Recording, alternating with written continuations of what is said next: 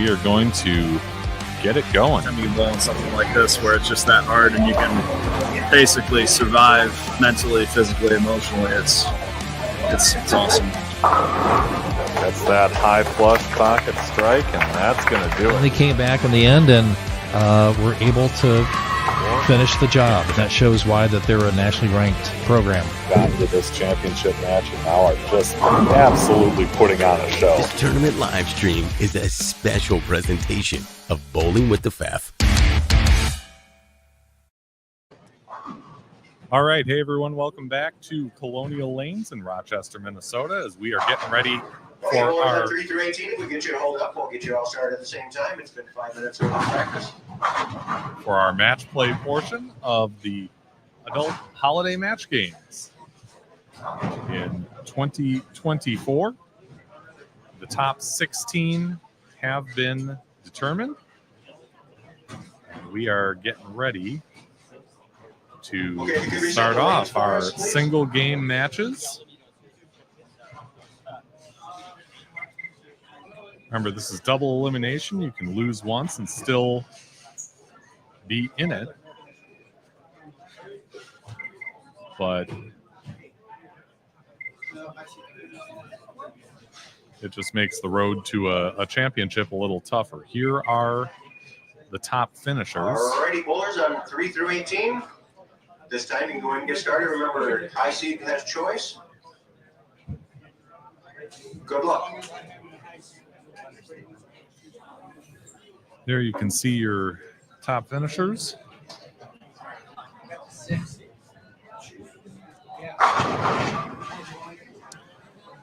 And we're going to get started here in match play. You can see Dave Ullman coming into your screen on the left. He's on lane 5, crossing over and starting off with a strike. Jared Bushman right here on 7 and 8. It'll be Ullman versus Hansen.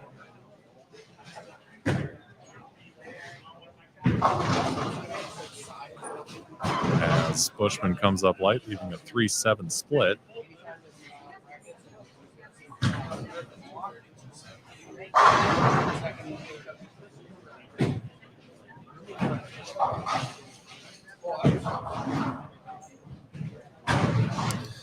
Bushman will face Dan Chambers, who had a great run in the last 4 games of qualifying. Got in the cut.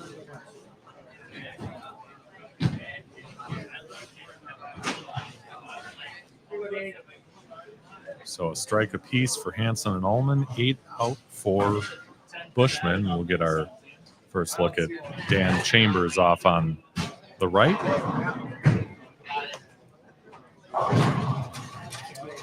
Thanks to everyone who is joining us live on the stream. Utilize that live chat feature. Let us know where you're watching from, who you're cheering for.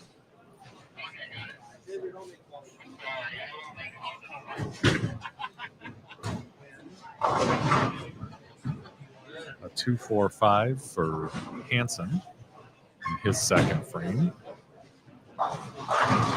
And Chambers collapses the 7-9 to start off with a strike.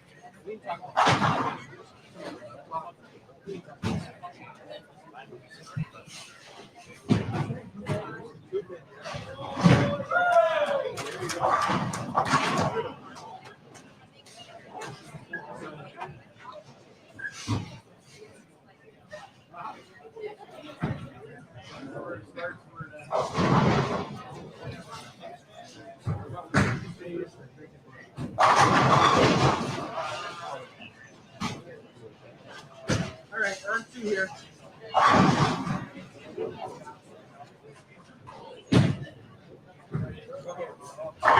And Ullman, Brooklyn twice, and strike twice.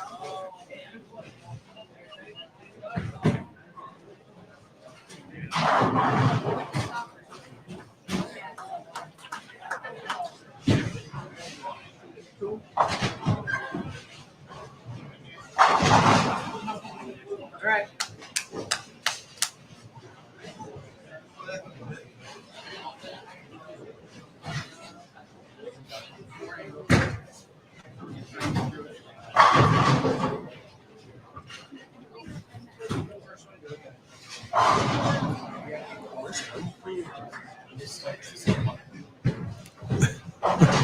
What's that?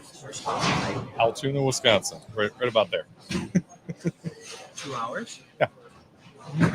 Sorry. No, that's all right. You're good.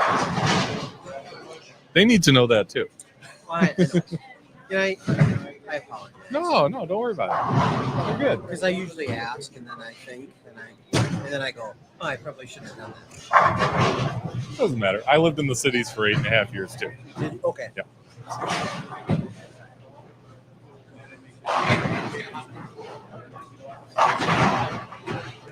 Ask me.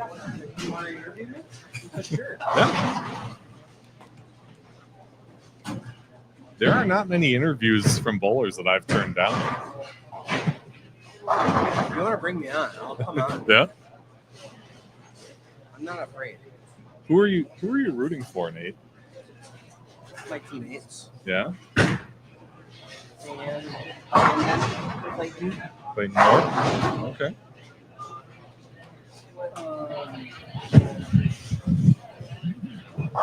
Aaron bowled with us last weekend, so I'm kind of rooting for him too. Aaron Littlefield? Yep. So those 4. All right. Jared drills my stuff, Oh, so he would be a close 5th. okay. But that's interesting. So a teammate against your ball drill. I know, I'm kind of torn. Yeah. But my loyalty is strong. Okay.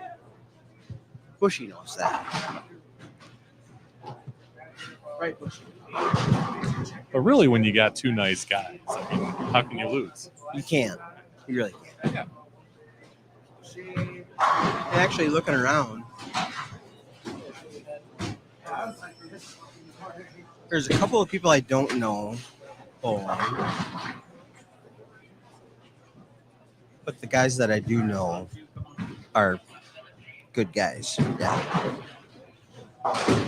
Dave. You really can't meet a nicer guy than him.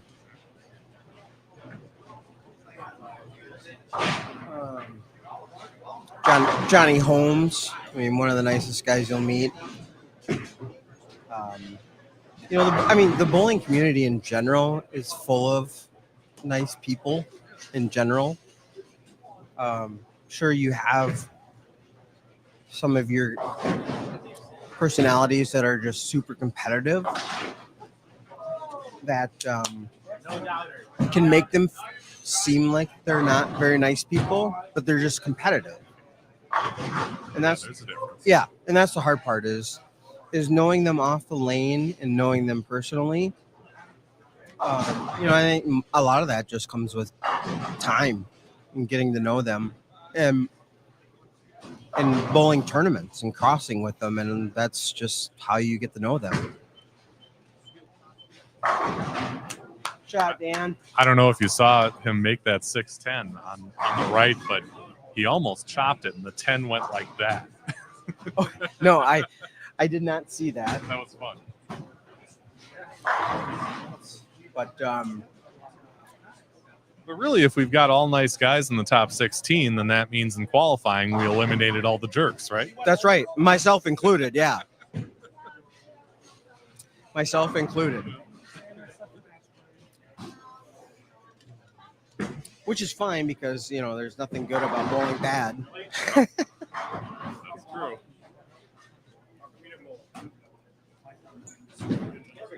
So I have a question for you, Fez. Yes. Question. Are you a bowler? Yes, I am. You are. Okay. It's funny. I don't typically put myself bowling on this channel, and I'm not up to this level and all that stuff. But I had a couple shows ago where Tom Jones said that he had never seen me bowl. Yeah. And I was thinking, wow, maybe, I don't know. I've bowled since 1984. Okay. Well, I can say that I have not seen you throw a ball either. Which is fine.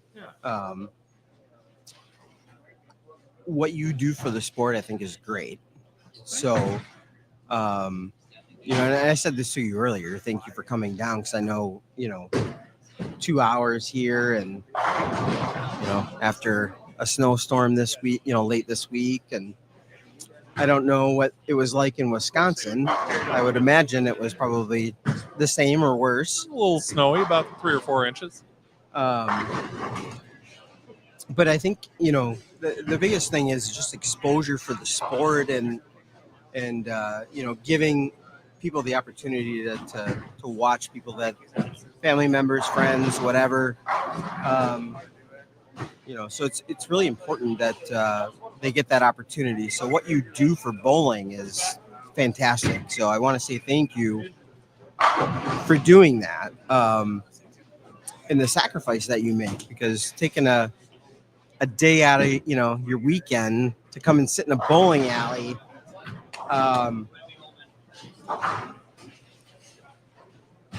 Let's just say there's probably other things you could be doing.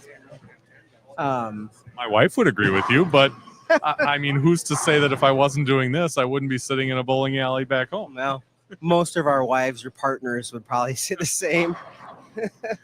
Now, I want you to know, as you were saying that, my teammate Mike Phillips mentioned that I had 728 on Thursday, but Look at you. but what he failed to mention is that I had like 3 arrows to hit. Well, It was wide open. For some me. would say I need 3 arrows to hit for 728 as well. Yeah. But you know what you're doing if you can shoot 728. 3 arrows or not, I don't. I can throw the ball and sometimes knock over pins. Give yourself some credit. Oh, did you see that leave over there? I did, yeah. That was interesting. Yeah, 5 and 2. Or was it the Greek church? And maybe it was just a weird angle for me. I think it was a church. I think. Yeah. So, but the cool thing about Thursday was not that what I shot, but that 3 of us shot 700, which That's fun. I think it's awesome. It's a lot of fun. Mike was one of them. He shot 7:0 something, I think 7:05 or so, and Jim Lucas shot 700 on the nose, and he's a converted lefty.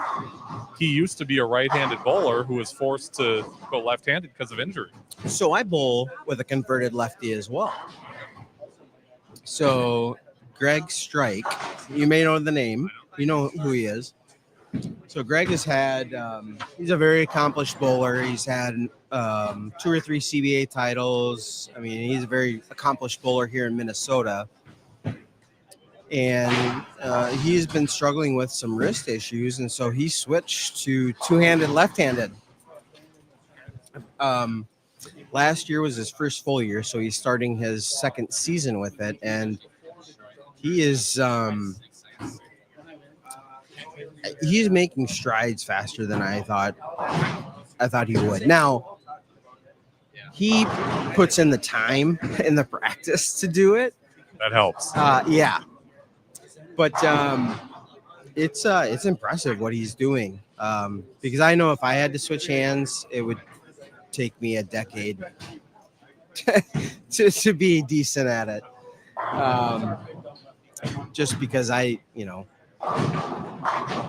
mean, sure, I played sports growing up, basketball and dribbling left-handed and things like that.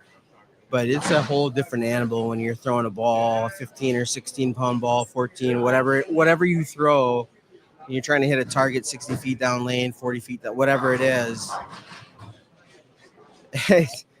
to do that with your non-dominant hand, that's a feat to do. So it's impressive. Anybody who is, ambidextrous or has changed hands, it's impressive. So congratulations to them. To those of the who have done that, so that's impressive. Yeah, that's great stuff. We're talking to Nate Waldhauser here as we're watching Jared Bushman connect on lane 7, and he's got 107 through 6 with that strike up in the 7th. Chambers ahead by about 10 right now, and Dave Ullman is, let's just say he's doing what Dave Ullman does. 218 through 8 with a strike up in the 9th. And yeah, Mr. Hansen's in some trouble. Dave Ullman doing Dave Ullman things is very accurate. I joked with him earlier today because I was in the way, and I said, "Come on, old man, make your way through." And he kicks my ass every turn that we bowl. But simple game, just stays out of trouble. And that's the name of the game. And that's something that I've tried to be better at the older I've gotten. Because I can't throw it as hard, and my rev rate is coming down, and so I'm kind of in a transitional period in my bowling career, if you will. But Dave is just consistent as you'll find, and he can really, play whatever part of the lane you want him to play. I mean, as you're seeing right now, he's going to shoot potentially 278, and he's, it's reminiscent of an old fallback shot, really. Yeah, the kind of line where I could see myself leaving 5/8 in the pocket. Oh yeah.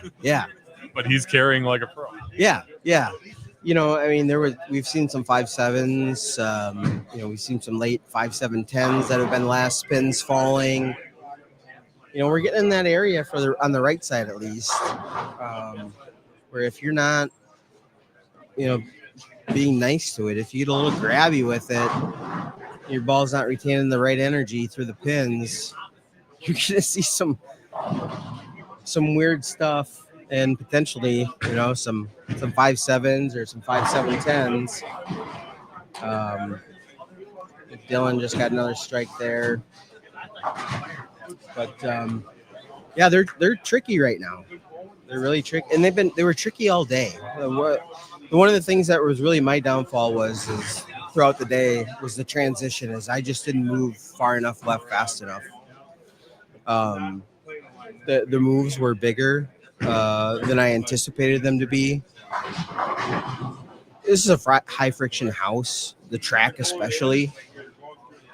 But the one thing that I saw is I just didn't move far enough left fast enough. It seems like whoever you talk to, if you've got experience at this house, you know that it's challenging. But what makes it challenging? Is it the carry? Is it that friction that you talked about? Is it both? It's both.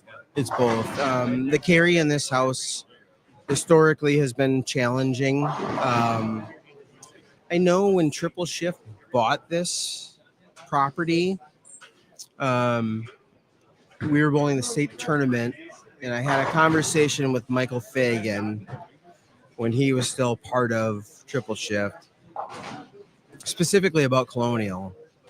And at that time, carry was probably the biggest thing that people complained about.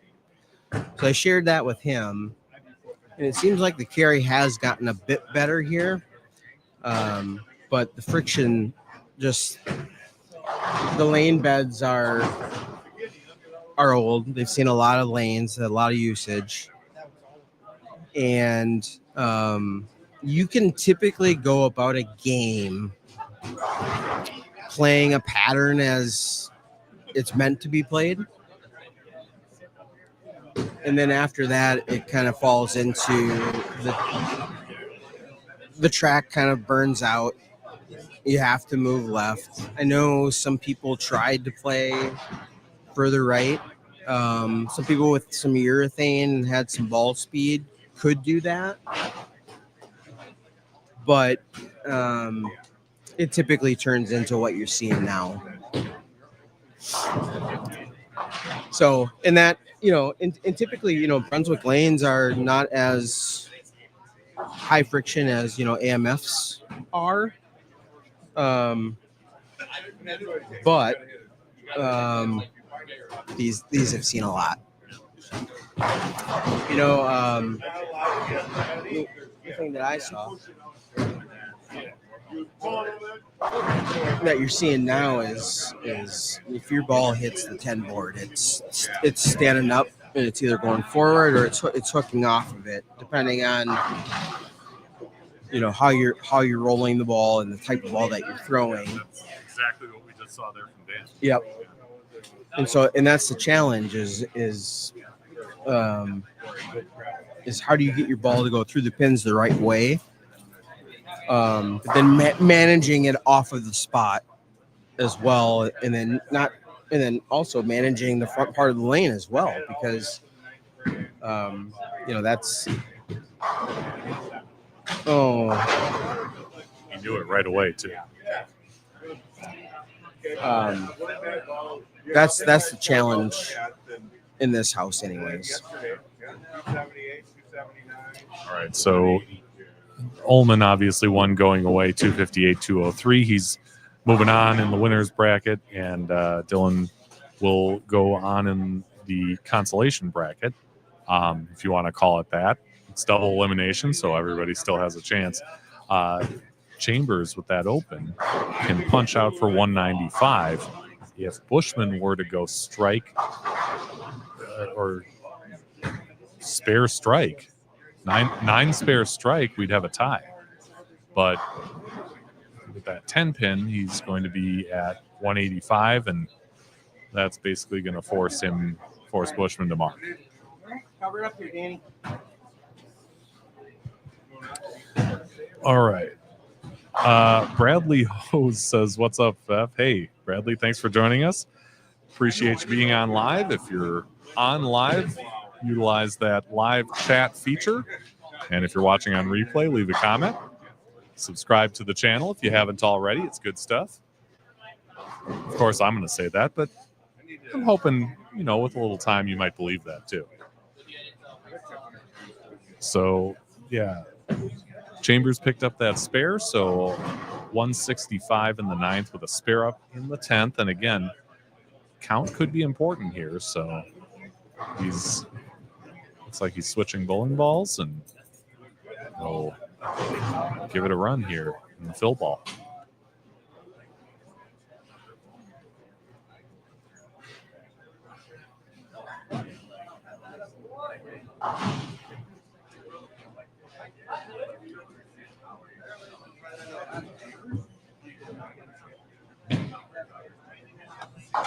So right now he's working with Brent Newman, having a little trouble with his interchangeable thumb. Trying to get it out of the sleeve. Oh, there we go. Brent yanked it out of there. Missed a couple of makeable spares. Chopped the fucking 10 to 6 today. So now he'll go and put the thumb insert into this bowling ball But I did convert a 4 and give it a shot. See? Just like he drew it up. It's like putting them on ice without putting them on ice. Right. All right, so 185 for Dan Chambers. Bushman needs a mark. I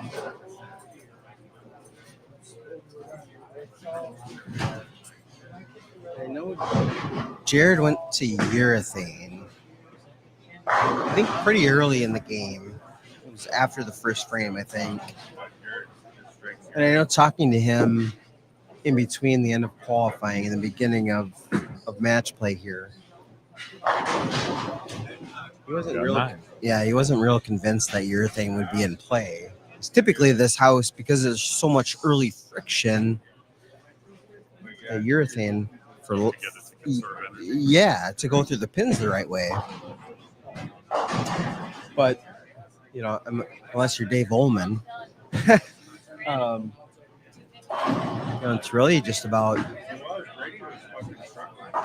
covering up your spares and staying clean and staying close and catch a double here or there and try and shoot 2-0, really. With that spare, all he's got to do is keep it on the lane, stay behind the line, and I imagine that's kind of a microcosm of what you see out of Jared. Spare game, pretty solid. Yeah, I mean, Jared's one of those guys that, if he could bowl more, you would see it. He would be a more well-known name. He's just so consistent. His game is so good.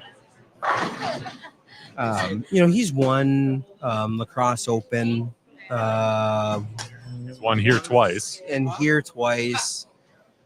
So, from a regional standpoint, yeah, people know who he is. But I guess from a larger scale, he's not as well known as, you know, your Chad Nelsons or even your Dave Ullmans. But if you would bowl more, you know, he's got he's got a younger family and stuff. So, you know, it's harder for him to get out and bowl more competitively. And, you know, he's closer to my age. I'm creeping up on 40. I'll be 45 next year. So I'm not suggesting Jared is that old. He's not. But he's got a young family, and so we all know the challenges that come along with that. We don't get to bowl as much as we would like, and you know that's part of the reason why I'm not bowling as much anymore either, and part of the struggles that I'm going through personally in my own game. So,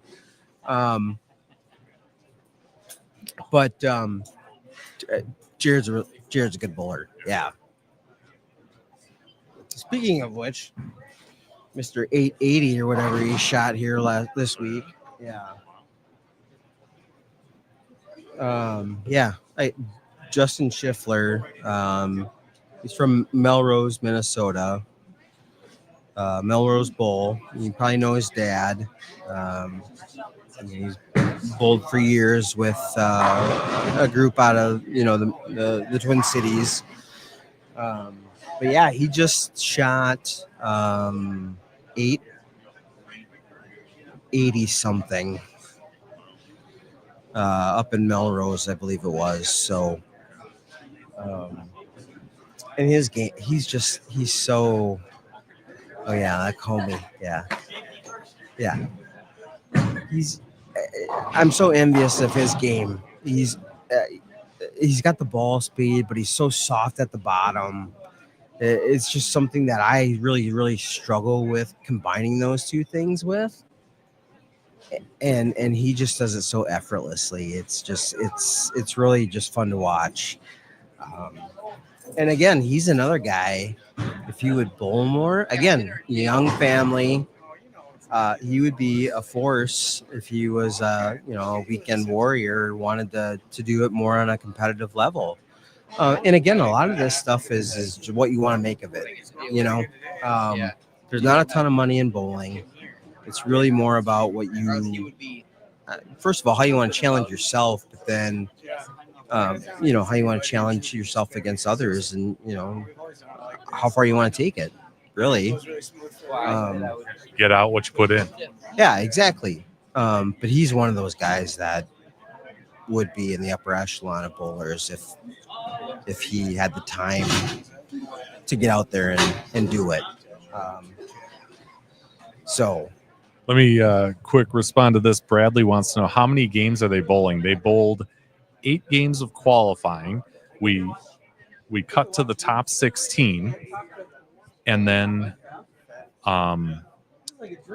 top 16, and then this is double elimination match play. So there's like this enormous bracket that is sitting at the front counter.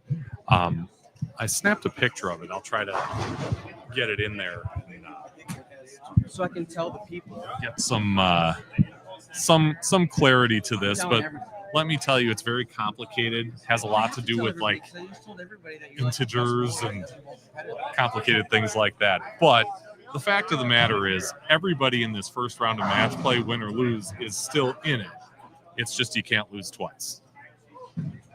So I'll try and get you a view of that bracket, because it's something. But yeah, it's kind of difficult to really wrap your brain around unless you can see it.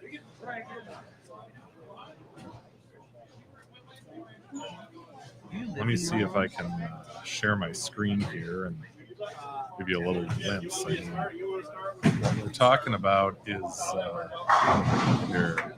Stop the screen there.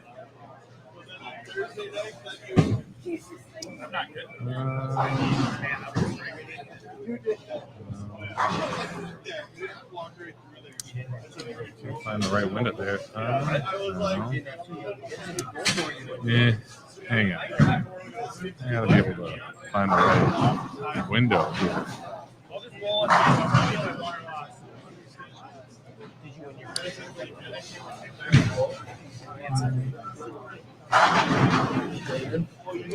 I will find a way to get it up here because you'll probably at least see the original product.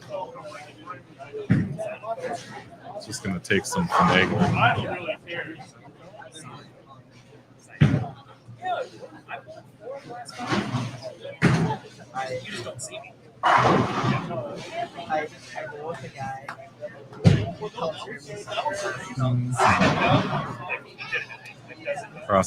Processing. Okay. In the meantime, Speaking of good bowlers, yeah, Clay, Clayton Moore. Clayton Moore's here. He's been kicking my ass since the 90s. He's been kicking my ass. He's been trying to teach me to bowl for the last 3 years. Yeah.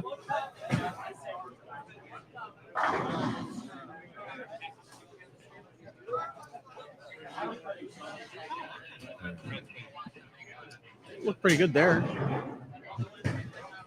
So Moore versus Schiffler, Mhm. 7 and 8 here, and Holmes Oh, on boy. 5 and 6, and Nate, who's this guy with the This is Aaron Littlefield. Aaron Littlefield? Okay, another one of your teammates. Yeah. Well, he doesn't bowl in our group, but he Okay. subbed with us last weekend. Okay. So Aaron's a local guy. I don't know if he's originally from this area, but he's a local guy. As you can see, real forward, real firm, high ball speed. He can fill it up. He's got a really good game. He uses Sarge Easter grip. Oh, okay. So you can imagine what his rev rate would be like if he had a conventional grip, Yeah. or a conventional fingertip grip. But he and again he just throws it so good. Yeah.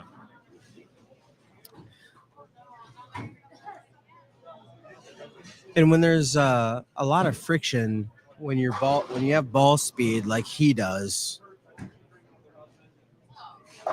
tends to work in your favor. Yep. I know that wasn't a great shot, but when you can see it. Yeah, when you can throw it 18, 19, 20 miles an hour on command and not try to, when they get this crispy, that helps. With good rev rate. Too, Yes, obviously. yeah, with the rev rate like that, yeah, absolutely. All right, Brad, here's that bracket.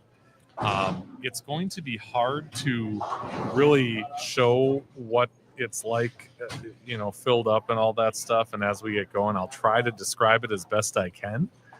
But yeah, as you can see, it's kind of complex. It's not in digital form, so it's not anything that we can easily share in real time. But that's part of the challenge of live streaming this is kind of making heads and tails out of who's where in the bracket and all that. Yeah.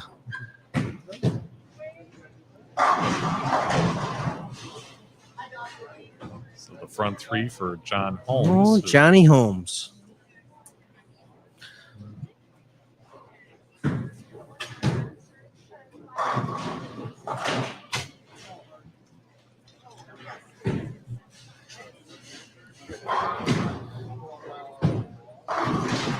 So I crossed with Clayton in qualifying. Okay. And he threw urethane most of the day. Probably for 6 out of the 8 games. Okay. And so he just switched to reactive and took a giant step left the last 2 games. I was going to say that Evoke is kind of a big.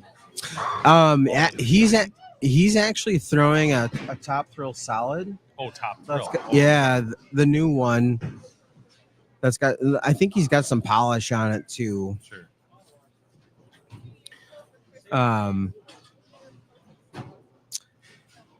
But other than that, like he was just chucking urethane, outside of 5 most of the day. Actually, for the first 4 games, his moves were, he kept moving right. Okay. So he kept getting closer and closer to the gutter with the urethane until it just was reading too early. So he was kind of playing that semi out of bounds ish area for a lot of the guys who were farther in. Yeah. Yep. And then once it got to a point where it was just, you know, hooking immediately and kind of, you know, hitting like a marshmallow, that's when he, you know, probably took 2 steps left and got into this top thrill and kind of just kept chugging along. Yeah. That open is going to loom large for Aaron, but he's got doubles on either side of it, so he's got some pressure on Holmes to keep striking. He's got the front 4 right now, up in the 5th right now on lane 6. No, Johnny is way bigger. And a lot older now.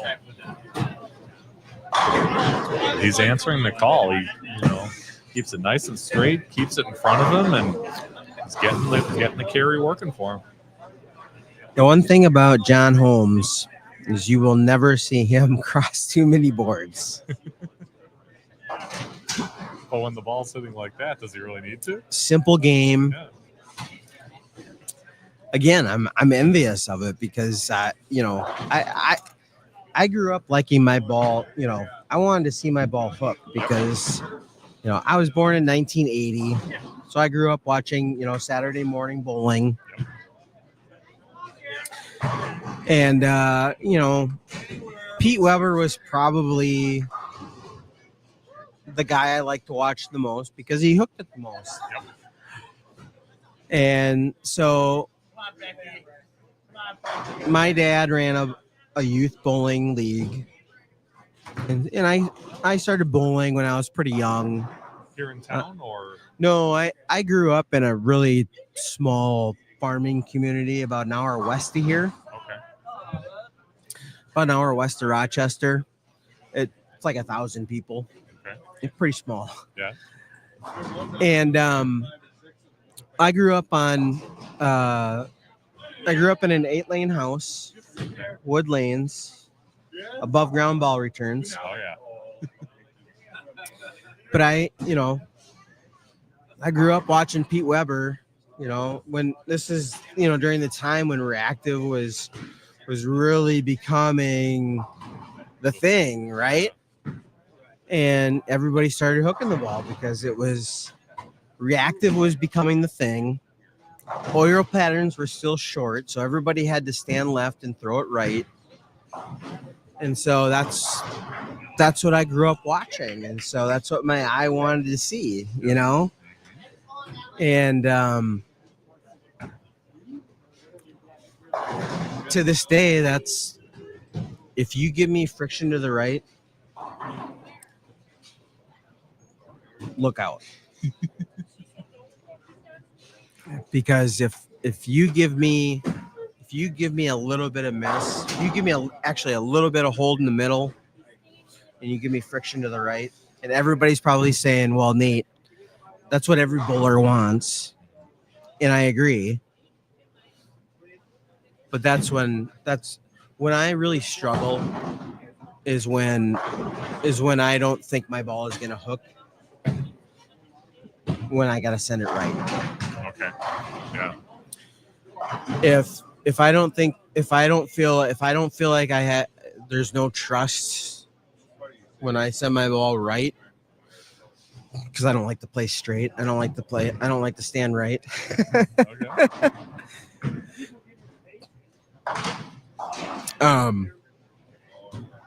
That's when I feel like I'm in a phone booth, if you will. sure, Because there's no hold in the middle, and there's hang to the right. what we're seeing out here. Yes. But this is different, though, because you're so far left. Yeah, So for me, my own personal game, this isn't so bad. The right lane would be worse for me because I tend to drift left. okay, And I'm not a big fan of like the 2-step approach. I would probably be lofting the gutter right now, just because of the way my ball rolls, and it tends to see it earlier than most other people. But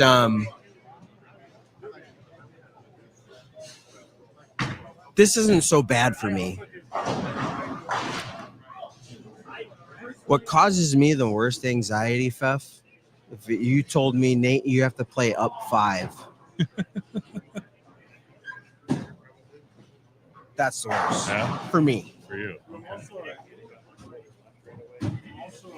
And I know a lot of people that love it and would eat it up. But that's not me. Yeah. Well, everybody's a little different. Game's a little different. Rev rate's a little different. Speed's a little different. Yep. And you learn what works. There's one guy I remember watching a lot when I was growing up. Dave D'Antremont. Oh, yeah. The Double D. Yeah. And that guy was always hooking the lane. Mm-hmm. Always. Yeah. Yeah. High backswing and just kind of almost planted. Not quite planted, but Yes. just a little slide. And then, yeah. But Well, yeah. we got Johnny, Yeah. we got everything on camera. This is live.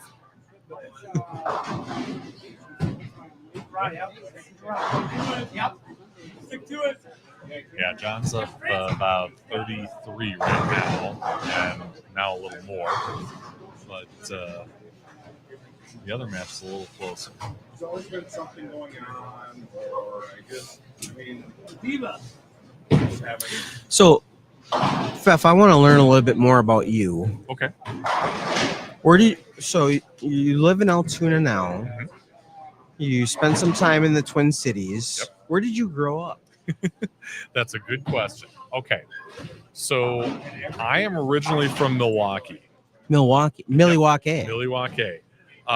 Brock Hoagland, by the way, says Andy Mills doesn't know that outside 15 exists. I've seen video. Andy Mills knows what's outside 15. Sorry, Brock. He knows a lot. Yeah. I grew up in Milwaukee. That's where I'm born, in Milwaukee. Okay. When I turned 10, right after I turned 10, my parents said we're moving to Minneapolis because my dad got a job transfer and moved him to the Minneapolis office. So it's September of 87, and we are moving to town. We don't know a soul, and the Twins are making that drive into the World Series. Well, I'm a Brewers guy. This, I can't. I just can't. Even though they're playing the Cardinals, I just can't. But like I said, didn't know a soul. But I had been bowling for about 3 years at that point. And I'm like, I just want to bowl. So Mom, Dad helped me find the bowling center near here, and let's bowl. And it was Spectrum Lanes in Maple Grove. Sure. And back then, it was only 2 years old. Yeah. And I bowled there and did traveling leagues and MJBT and all that. That's when Clayton was there, and he was. Oh, sure. He took a lot more money out of that thing than I did. But I did that, and I graduated high school in '95. And that February, my parents are like, "Well, we're moving back to Milwaukee." Because they closed down the Minneapolis office where he was and needed to go back to Milwaukee to keep his job. Yep. So back to Milwaukee I went. I did college in Wisconsin, Eau Claire for a couple of years, and then finished in Milwaukee. And that when I graduated with broadcast journalism, and I got into TV. Okay. So I worked 16 years for 3 different stations in Wisconsin, and 13 of them were in Eau Claire. Doing TV. Doing TV. Yep. Okay. Yep. Little markets. I mean, Eau Claire's a relatively tiny market. Wausau, relatively tiny. I worked in Green Bay for about 8.5 months, but nothing that really stuck. And my wife is from Eau Claire, so that's, from that area. She's from Mondovi, which is just south of it. Oh, sure, yeah. I know where Mondovi. Okay. So that's where I am. And in 2019, my employer, I was working for a health insurance company, sent me to a conference in Anaheim called VidCon. And VidCon is all about video for social media and marketers and kids and all that stuff. So the big thing in 2019 was live streaming was brand new. It was like the newest thing. You got to do this to grow your business and things like that. But don't worry, if you think you're camera shy, just do it. You'll get used to it, blah, blah, blah. And I'm sitting there thinking, just show me to the camera. I'll do this. Right.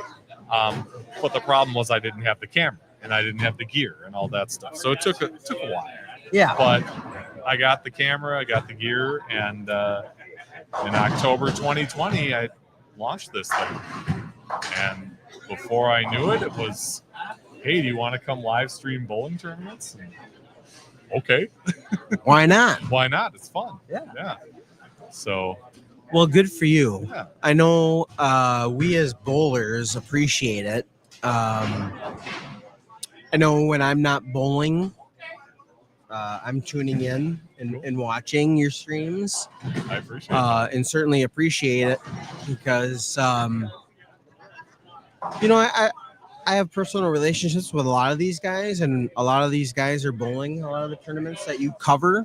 And as I had mentioned, I don't get out and bowl as much as I used to for a number of different reasons. Family probably being the number one priority. By the way, John Holmes wins 250 to 208. That one wasn't particularly close, even though he opened a couple times in that 250. Yeah, my dad would tell John, more strikes. Yep. More strikes. More strikes, John. Yeah, more strikes. More.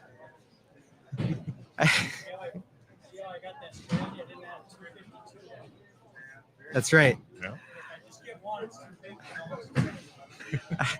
I remember, so I grew up watching my dad bowl. That's how I got my love of bowling. So my dad was part of like the original locker guy group. Oh. So before they were locker guys, they were Sunset Lanes out of Mankato. Okay. And, Chad Nelson was, very young. Dan Bach, Tom Korth, Dale Seth, a bunch of those guys. I grew up, I was just a kid that was being drug along because my mom couldn't handle watching, 4 kids at home. It was easier if dad brought one with, And back then they didn't have automatic scoring. Automatic scoring is the reason I got into bowling. Yeah. 1984.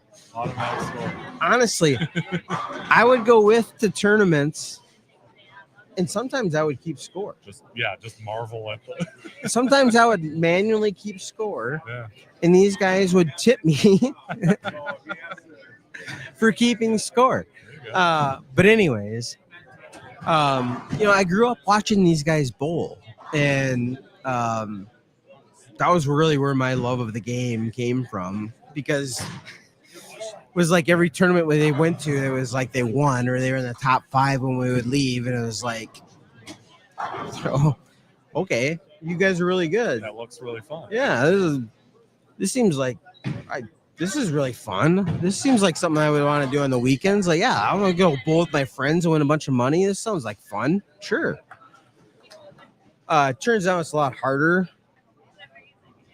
than they made it look back in the day.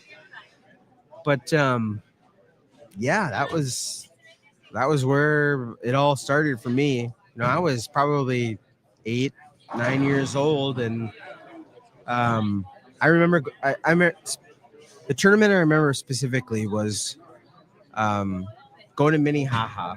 Oh yeah, I used to bowl league in St. Paul. Yeah. Because they had 2 sides, and so I would beg my dad for money And he would let me bring my bowling ball with. And I would beg him for money to go over to the other side so I could go bowl a couple games while they were bowling the tournament. And then I'd come back and tell everybody what I bowl, you know. Tim Benavides, who used to live in the Eau Claire area, wants to know who your dad is. Al Waldhauser Okay. is his name. He didn't bowl very many CBAs, but he bowled a lot in the 70s and the 80s. We have a whole trophy case at home. By the way, Clayton basically needs a mark to win. Spare strike, spare. Or spare strike is a win. So he's got to pick this up and get them all. From the 70s. Animal. Manhattan rubber was his thing. Yeah. And he was really good. He was really good before I was around. Having kids was his downfall. So He did all right. yeah, before us 4 kids, he was a really good bowler. All right, took care of that spare, and it's pretty simple. Strike wins, 9 ties, 8 loses.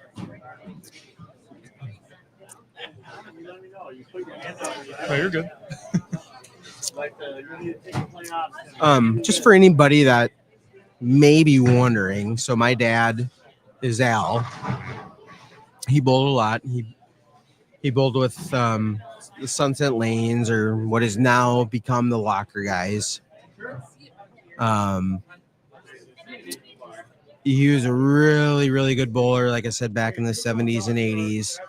He struggled with the transition into reactive. Sure. He wasn't used to seeing that quick of a motion. Yep. He eventually figured it out. But as we became more... when he got that 7 out, wow. Sorry to interrupt, but... Oh, shoot, I'm sorry. That's okay. Yeah, 208, 207. That's my bad. No. Keep going. Yeah. Finally, I got space. But as we, and he had...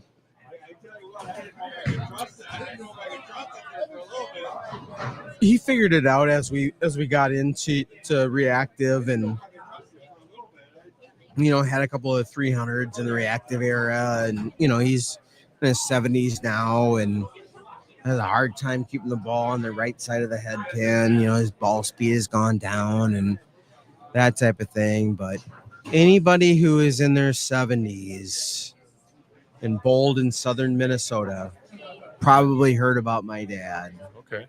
And yeah, Tim said he bowled quite a few CBAs in the mid 90s and early 2000s. So maybe a little later than your dad was, or? That was later than my dad. Okay. I started bowling CBAs in probably around 2015 is when I started. Okay. And I bowled pretty regularly for about 10 years. There wasn't many CBAs that I missed. Okay.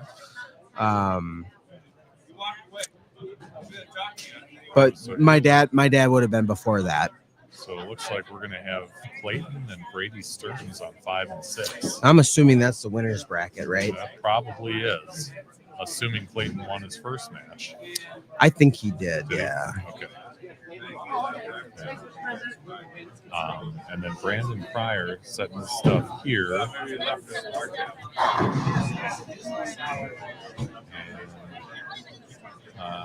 Hanson.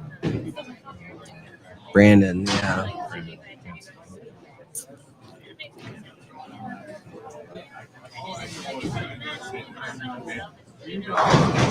So this is how old my dad is. He used to tell me stories about oh man, about the I just had a complete loss of thought. What's the tournament down in Chicago? The Peterson? Peterson. Thank you. They used to put their balls in grocery carts, and they would wheel them back there.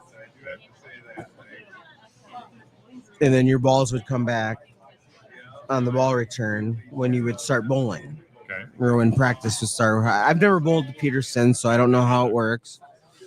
But he said that if you had a turkey, suddenly you would have a lane breakdown. Or your ball would get stuck, and there would be grease in your thumb hole when it would come back. I mean, it was the stories that he has of going to the Peterson or going up to Bemidji or Hibbing. I mean, all of these tournaments that these towns had, and these smaller communities, and the fun, like they would go to, if I remember this correctly, Dad, forgive me if I'm telling this wrong, but they would go up to like Hibbing on Saturday and bowl the Hibbing tournament. So they'd bowl their 9 games up there. And we're talking, what, 2-3 hours to get up there? Oh, Hibbing is probably from down here, probably 6. 6 hours, okay. 5 or 6, I think. And then they would drive down to Rochester. Gosh. And they would bowl, because back in the day, Rochester had 2 tournaments that would run. They would have a tournament that would run here at Colonial, and they would also have a tournament that would run, which is now Velocity, but it used to be formerly known as Recreational Lanes. So there was 2 tournaments here in Rochester. So they would go to Hibbing and bowl, and then drive late, like get into Rochester at 1-2 a.m., stay the night, and then bowl a morning shift at one or the other, and then go to the other and bowl the afternoon, and then go home. That was their weekend. It's a heck of a weekend. Well, I guess when you're making money, because that's all they did, because they were that good. It's probably worth it, I guess. You can't bowl enough if you're making money. Right? Yeah. Oh, and I remember going on trips with them out to Fairmont when Fairmont had their tournament going, and they would always bowl a shift, and then they would always bowl it back, and they'd have to shuffle the lineup, because you'd have to take out 2 or 3 guys, whatever the rule was. But every time I went we would walk out of there in like 1st or 2nd place. It was like clockwork. Wow.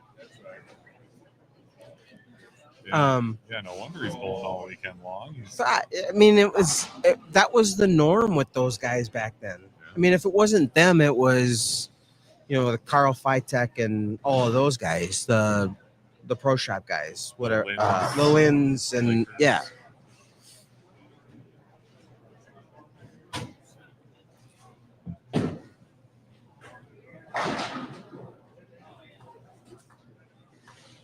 So Clayton's up here on 6, working on a strike in the first, and then Brady's got 9 spare.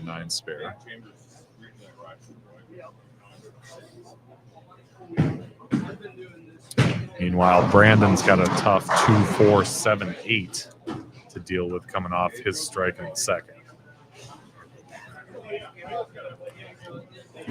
You don't want to say that in the microphone? And he did. Yeah, Nate Waldhauser. He'll be back in a bit, sharing some stories from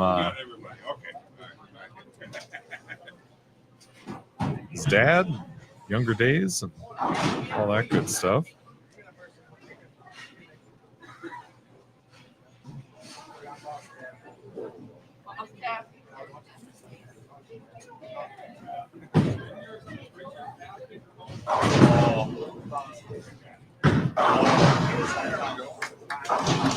Yep.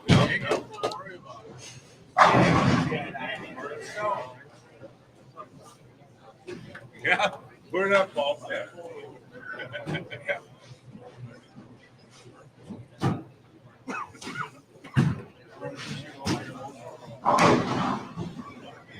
So Brock says to tell Brandon to stay firm on the left lane. He's a two average bowler in the league,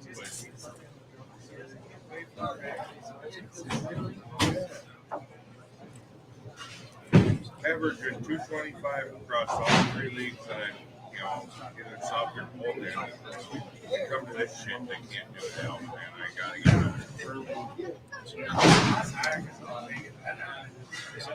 It's still bowling. That's right.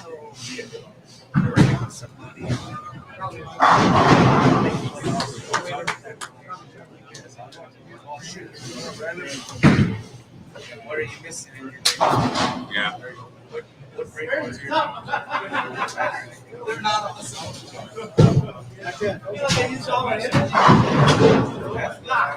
All right, so there's Brady from that deep inside line and another 4-pin. Meanwhile, Brandon Cryer working on a spare. Flushes that one. 2 for 2 on strikes on the right lane. And now let's see if he gets a little firmer like Brock said on the left.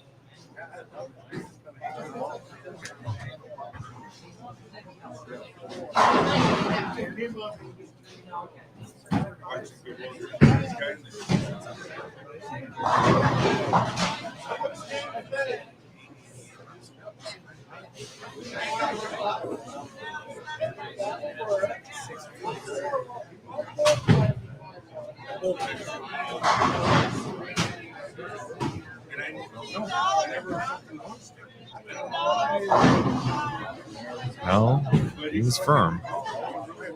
Didn't quite get the desired result, though. 6-9 is the lead for him. You realize he was bowling that wrong. That's actually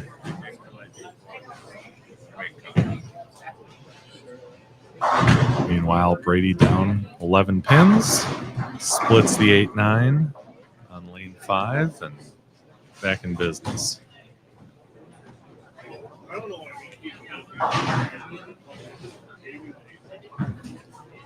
Brandon's gone spare strike, spare strike, spare. 80 through 4 with that spare in the 5th.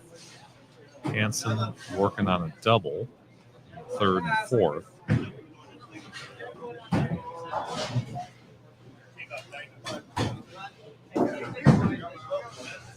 Clayton trying to maintain that 11-pin lead.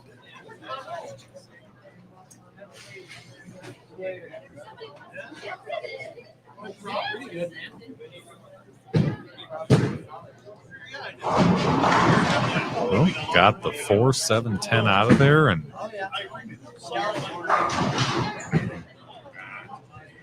at 69 through 3 with that strike in the 4th.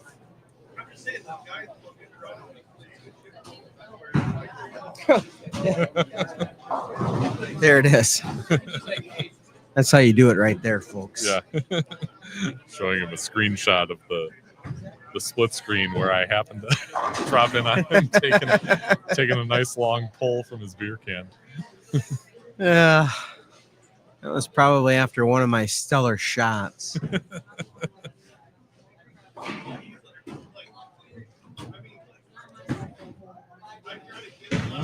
Oh, no. Got a little right there and pushed it past the 10. So he's got 82 through 5. And then we're talking. Hey, good one here. I know I don't. It's my cat. Oh, boy. Even though I don't want to talk to me at all. And when I do talk to him, Come on. Hey, stand in here. Meanwhile, Clayton's got 3-6-10, takes down all three, so he's got 89 through 4 with that spare up in the 5th. That one of those you missed it so bad it was good. Yeah.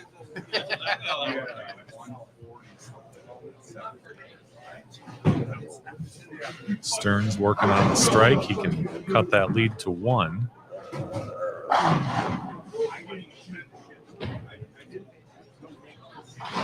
So, looking across the house here, Fef. Yeah. Looks like Schiffler's off to a pretty good start. Brady and Clayton are pretty tight. Brandon and Brandon are pretty tight. Yep. He bumped it in just a touch, and that was enough. So right now, Schiffler is bowling against. God damn. I don't know who that is. I think that's Ethan Tepley, I believe. Oh, okay. And he was the cut number. Was he? I think he was the cut number. So that means both of them have lost one game. Whoever loses that match is going is home. done. Yeah, yeah, because Clayton beat Schiffler. Yep. Last round. Mhm.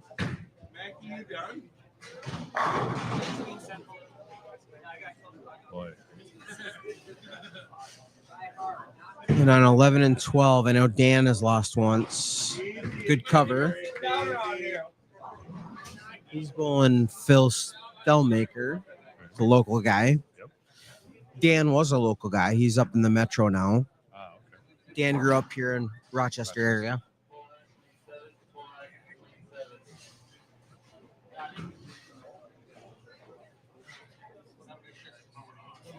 Yeah, Stella has been on the show.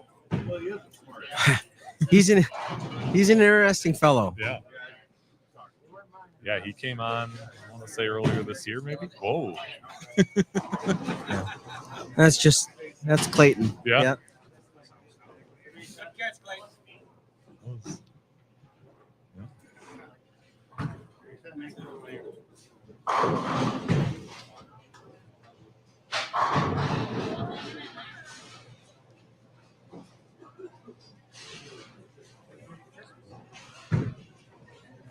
Yeah, I'm hoping maybe after this game that Al or Tony might be able to bring that bracket over here. Just so we can get a better idea of who's on the plus side and the minus side. Right. Because how many lanes we got going right now? 2, 4, 5 through 16, so 12. So four are out.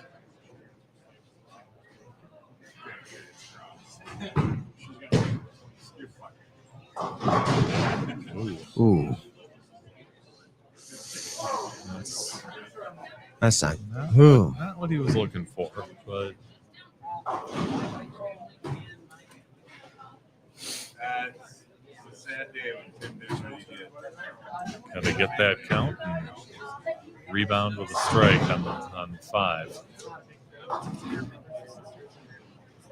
And there's a spare for Pryor. He has 117 through 6 with that spare up in the 7th. Hansen is working on a strike in the 6th. He's got 82 through 5. So a couple more strikes and he can get this to a little more manageable point. Clayton had a nice shot at the church there, but in the end just gets the 3. And I don't know if you've noticed the 3 shots that that Brady has thrown for strikes, but they were all buried. Not good.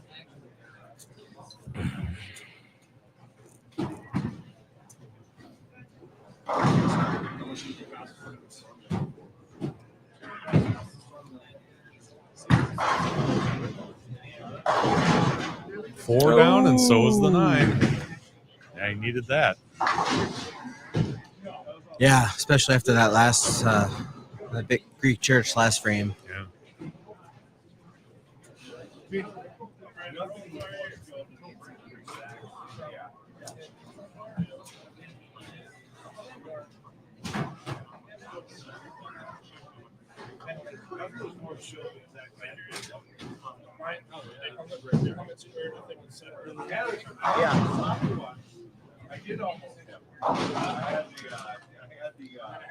All right, Brady working on a 3-bagger. Flushed another one. Boy, he made the right move a few frames ago. Yeah, Brady's just so good. I remember bowling a CBA year end, and I remember I drew Brady first match, and I ended up getting the win.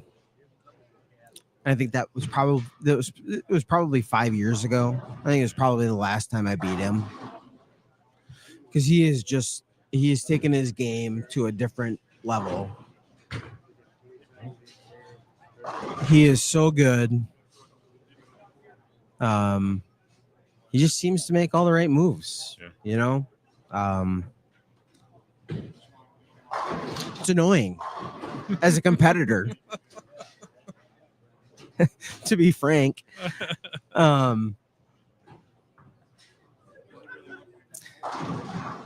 like, how can this guy show up to every tournament and average 220 every freaking time? But he does. He does, yeah.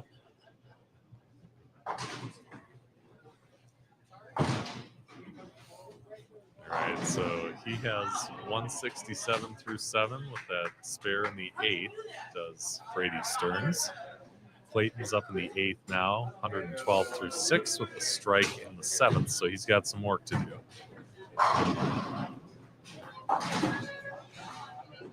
On the right side, you've got Brandon Cryer coming off a spare. He's got 136 through 7, spare in the 8th, and small lead against Hansen.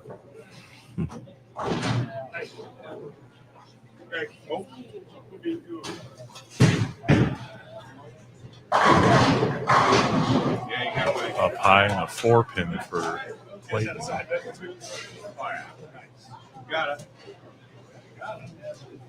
Billy yells at me.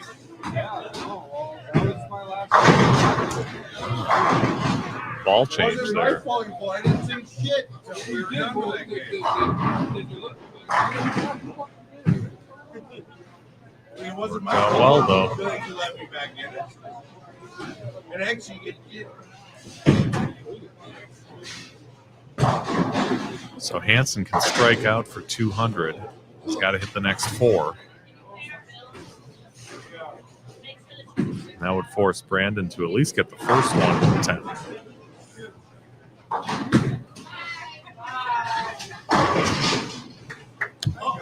That was a beautiful shot.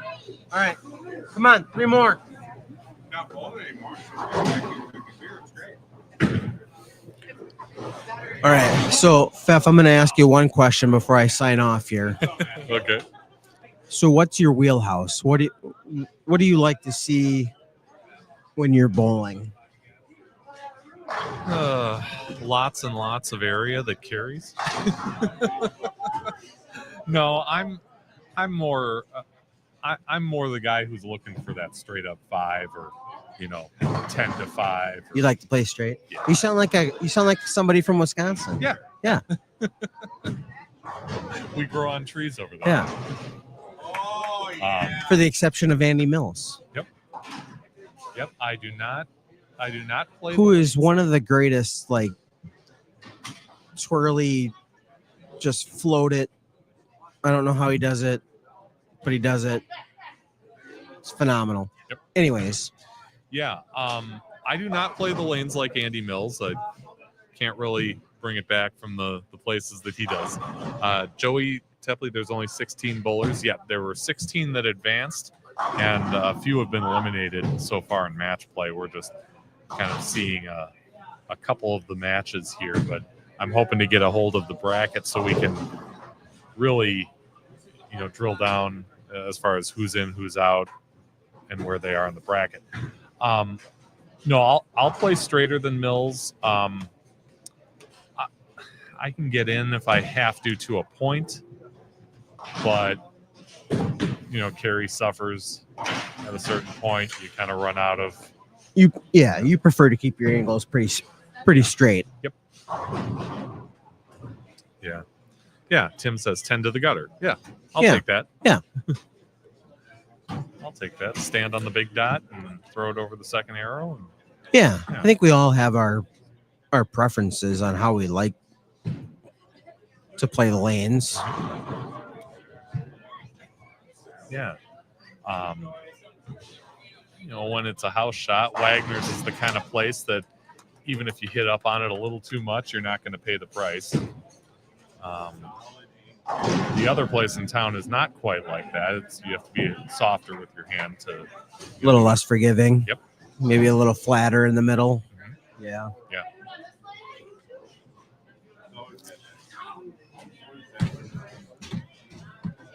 Boy, that's that takes talent to. Yeah, I know. Stop, reset, and. If I had a quarter for every time I said, I should have just stopped. Right. Yep. Yeah. A few $100 maybe. Oh, yeah.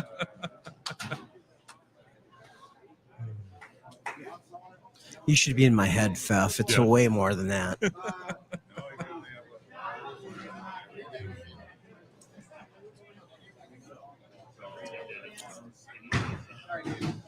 All right, Brady coming off that split. Knocks out the 4-5-7. 82-14. That game's over. Yeah. Yeah, Brady just needs count. So we'll move on there. Yep. All right, Pfeff. Well, I think my partner Brent is going to make his travel north. Okay. Which means that leaves me in charge of helping my teammates. There you go. So I'm going to step away from the microphone. I want to take a minute to thank you for having me on. Yeah, it was a pleasure. Great. Yeah. My pleasure. Hopefully I wasn't terrible to listen to. No, you did great. And the content was fun for people to listen to, or maybe that they learned something. Yeah. But I appreciate the time and the opportunity. And again, I know I said this earlier, but thank you for taking the time on your Saturday to come on down and stream some bowling for our bowling lovers out there. Yeah. Are you putting us on screen here? Well, yeah, here we are. Yeah, at least get a look now that these matches are pretty much over. But now they can see how ugly I am. No, my pleasure. And no, this is a lot of fun for me.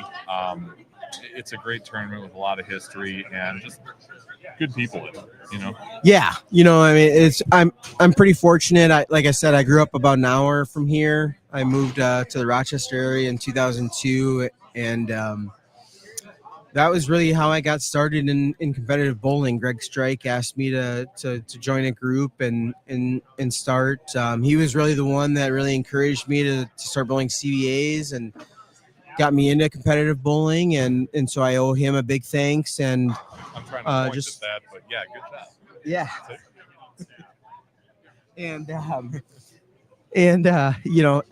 Just the Rochester community as a whole. The bowling community is it's hard to explain because it's small, but it's large. Yeah. When you get these tournaments that we have, and you say, well, yeah, there were 75 competitors. People think that that's a lot of people, and it is a lot of people. But in the grand scheme of things, when you really think about your life and how many people you know, it's not a lot of people.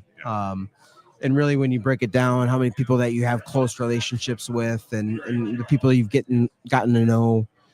I've been fortunate enough to go with two quote unquote tournament groups in my lifetime so far. The relationships you make with the people are really. I know I'm signing off. Yeah.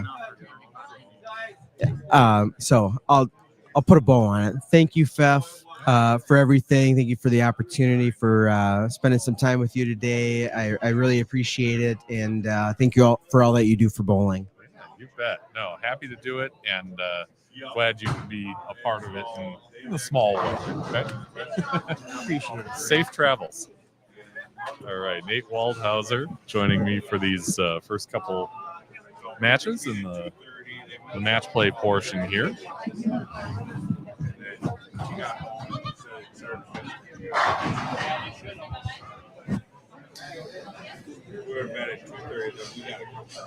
So we've got Brandon Cryer against Darren Galbraith and Justin Schiffler and Dan Chambers, who each have a loss. So somebody's going home in that match. I'm not sure if Brandon has won all his matches. I'm thinking so. But he started things out with a strike. So there we go.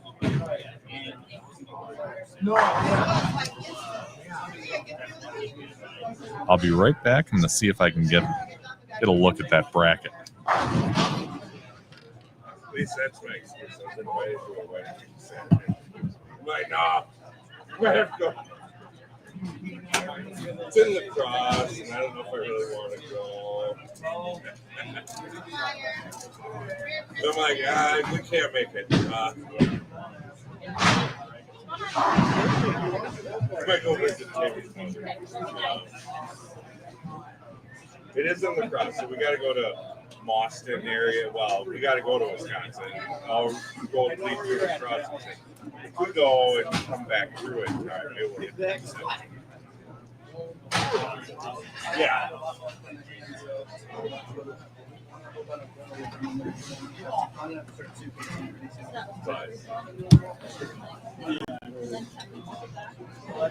All right, so I have the bracket. Okay, Brock says Brandon lost his second match.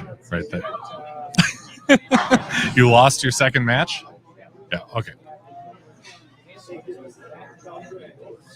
All right, so on the winner's side of things, you've got Dave Ullman and Brady Stearns. They are, I believe, on 9 and 10. Yep, 9 and 10. On the other side, let's see. Schiffler versus Chambers. That's right in front of us. Hansen versus Galbraith. See ya. Hansen versus Galbraith.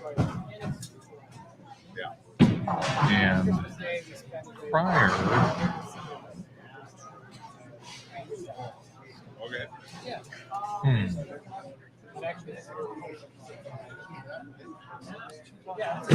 Yeah, I guess I'm a little confused about that. But, it's all right. I don't have the place to hold. Brandon lost to Brandon. I think the Brandons are mixed up here. I'll have to check. But yeah, this is like long division. Yep. Yeah, Clayton and Jared Bushman are waiting right now because they'll have their opponents out of these matches. But I'm going to double check on the Brandon thing. Tom wants to know if Will Jones made the cut. No, he did miss the cut by, I want to say maybe 10 pins or so. He was right in it. He was the number after 7 games, but shot, I think, 190 in game 8 and didn't make it. Be right back. But if you got inside of it, you're hoping that it didn't go through the nose. I mean, it was a fucking 10 board. You had to break it. And when I hit it, that was fucking great. When you hit the 9 board, and you're going, well, it's going to hit the pocket where All right, so that was a misprint. So it is Brandon Cryer against Darren Galbraith, and that's what you're seeing right in front of you here on 5 and 6, as he leaves a 7-pin on a half pocket hit, while Cryer has the front 3. Meanwhile, Schiffler, who had a big game last game, I want to say around 240, is up on 8 with a strike up in the second. This is his 3rd frame.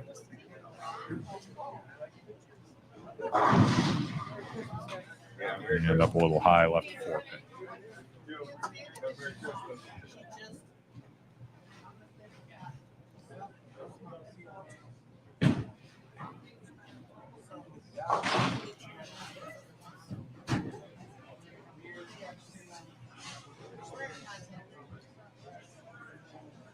So you've got a couple consolation bracket, losers bracket, whatever you want to call it, matches going on here, with a couple more bowlers waiting in the wings to find out who moves on here, because the winners of these two will take on, one takes on Bushman and one takes on Clayton Moore.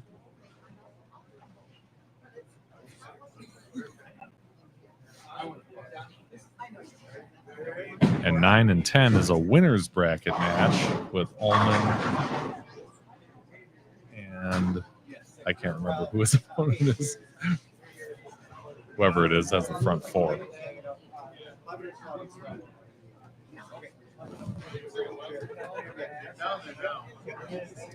Oh, that's Brady.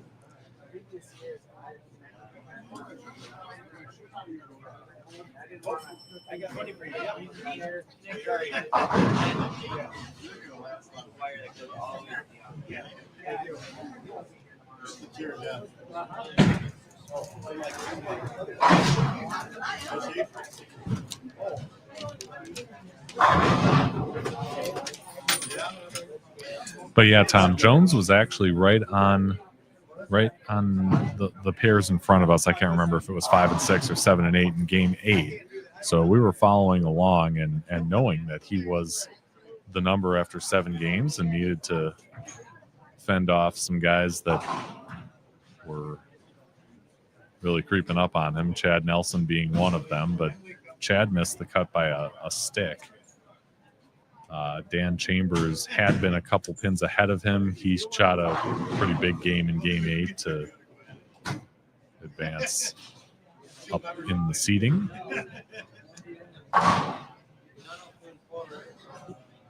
So with that spare, Brandon Cryer has 79 through 3 with a spare up in the 4th, while Galbraith has 57 through 3 with a strike up in his 4th frame.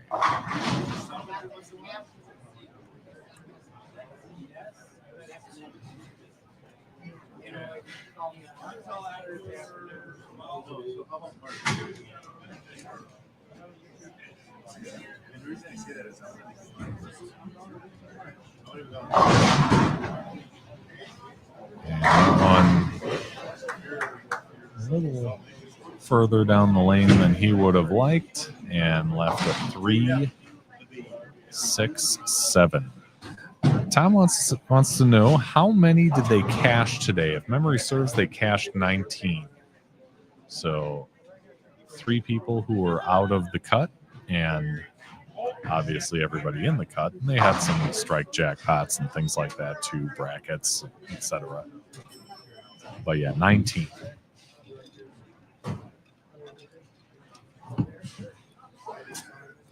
And 74 total entries, so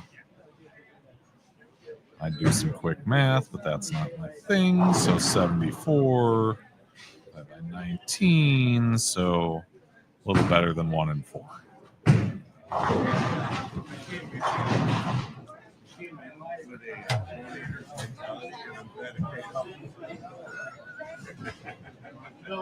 I wish I wouldn't have had the same attitude, but I did too. I came in thinking, yeah, this is not gonna end well. I'm always good bowling with you. But I had fun though. I had a good time though. Yeah. You didn't miss me. You really did. Boy, Galbraith just murdered the pocket. 7 did not move.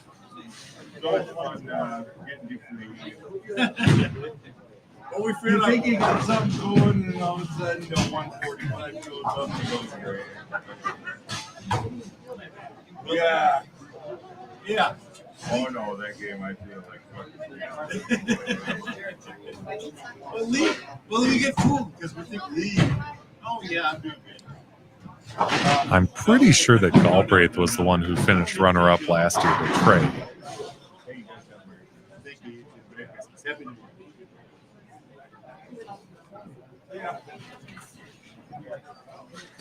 I do know that was a very low-scoring match as the conditions really got rough at the end.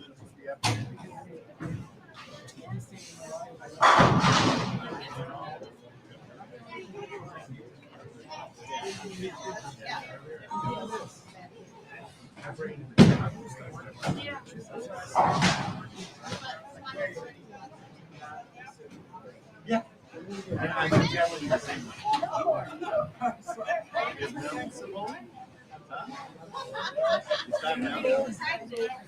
I mean, I'll admit, I like this format. I just wish there was a better way to relay the bracket, to all of you.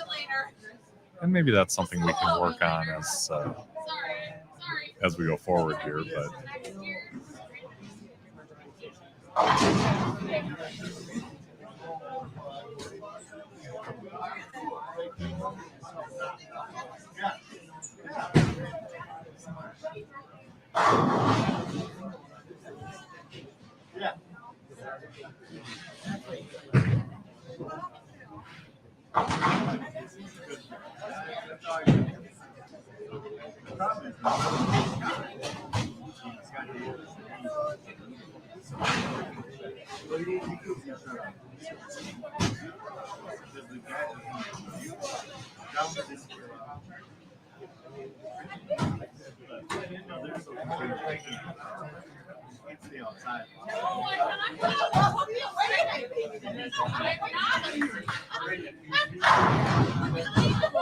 it's a great shot from Brandon coming off of that split. 105 through 5 and that strike in the 6th. Puts him in the lead by 19. It says, try the old piece of paper in front of the camera trick.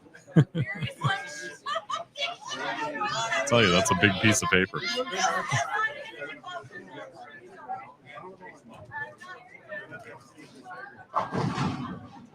And the writing is very small, too.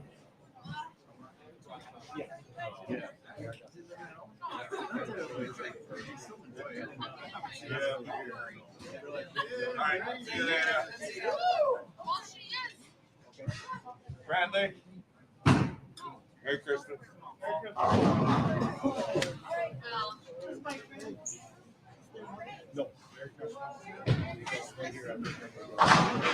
Ooh.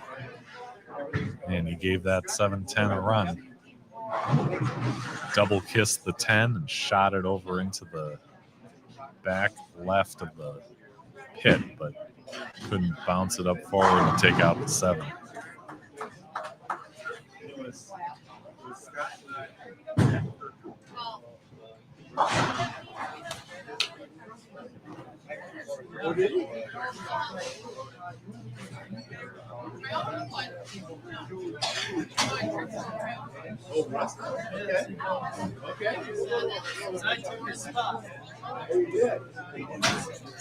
All right, so Schiffler is up in his 7th frame on lane 8, up by 3. Galbraith just put it right through the nose and ended up with a 4-6-7-10. So assuming he takes 2 out of this, he'll be down 13. And Schiffler did the same.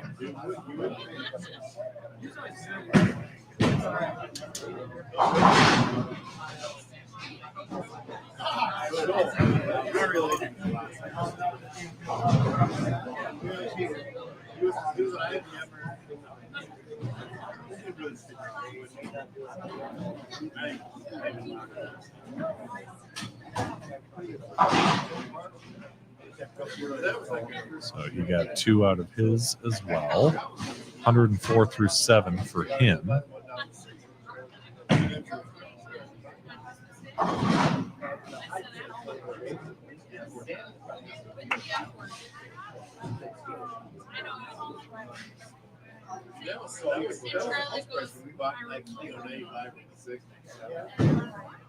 Off to the right, Brady's up by 50 plus.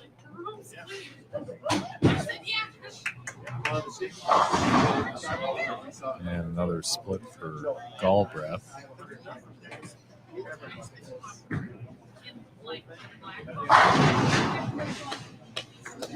Schiffler hammers the pockets with that strike in the 8th. So he's now up 11. Really a back and forth match between these two. And remember, both have lost a match already, so this is for the right to stay alive in the event.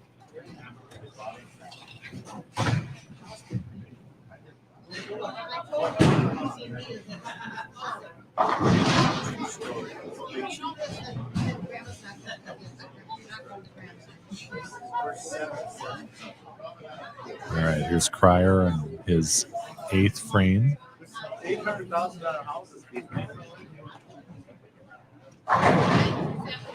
he got that out.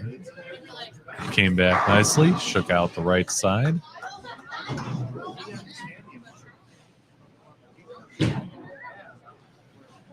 Galbraith can punch out for 189. If Cryer goes spare, strike, spare, he's at 193.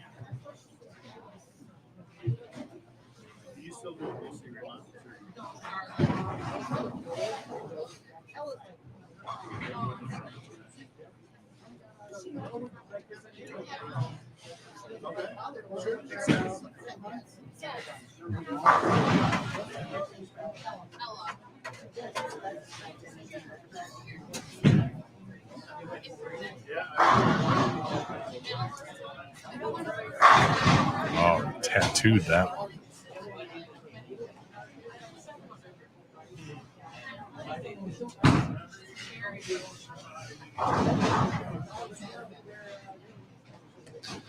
So yeah, you can see Cryer using that pink urethane ball on lane 6 and then the maroon one on lane 5.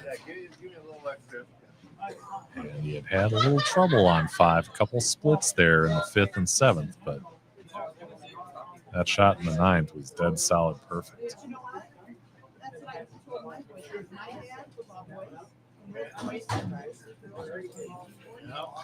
Off to the right, Brady's going to end up in the 250s. And Ullman can punch out for 214, so that one's over.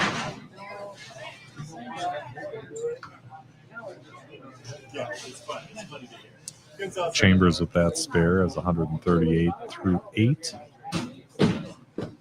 That spare up. Schiffler can hit the next 4 for 194. And that would be a winner, so he kind of determines his own destiny.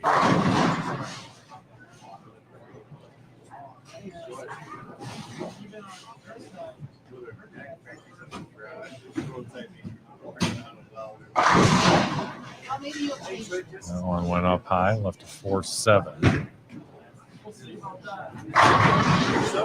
So now that gives Chambers a chance. So this is the type of stuff that technique. That's how you do it. Pretty good chance by the looks of it. You get educated, is that what it is?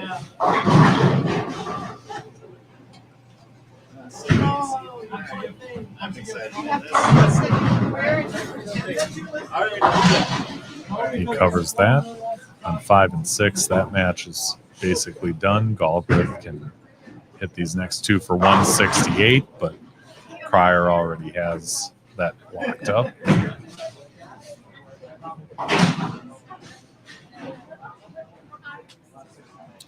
So he'll move on in that losers consolation bracket.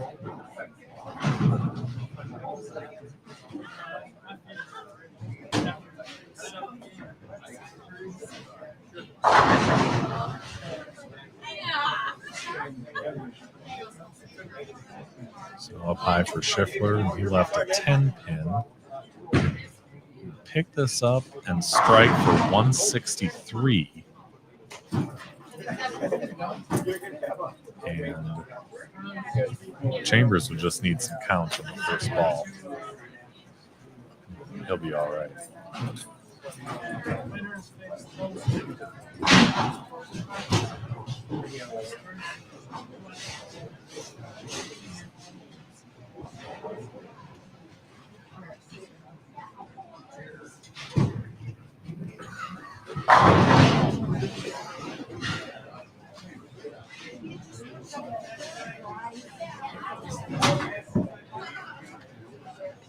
Oh, okay.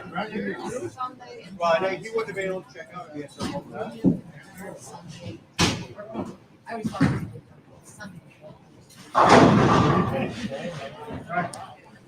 So 163 for Schiffler. Chambers has 138 through 8 with a spare up in the 9th. Again, just good count, and he'll be moving on.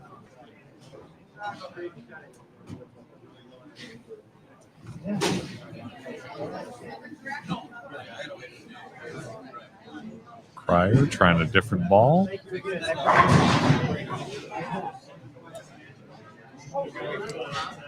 He'll be moving on as well.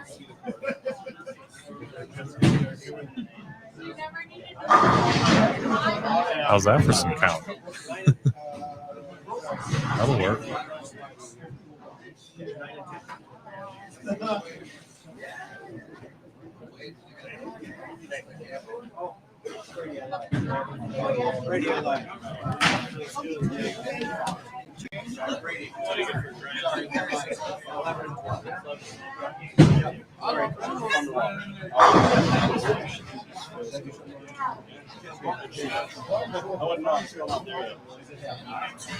No, yours is fine. About a month and a half. 5 weeks. I pulled 10 and 4 weeks ago with you.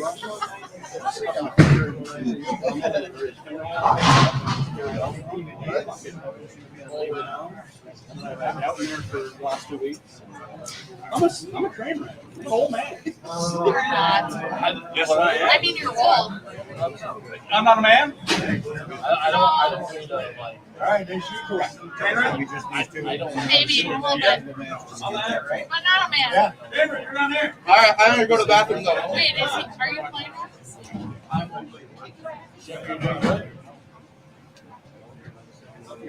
Did you hear that, Clayton? Let's go. Kick his ass, man. Yeah. I love it. I'm still 6 months for the scan.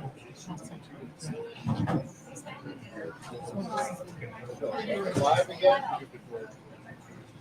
Sorry. It like one.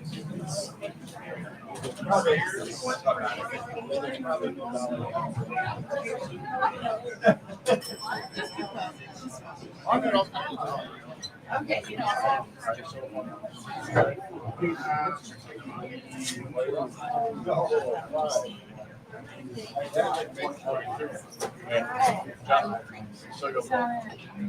Depends how many bush lights you It'll be in the soup.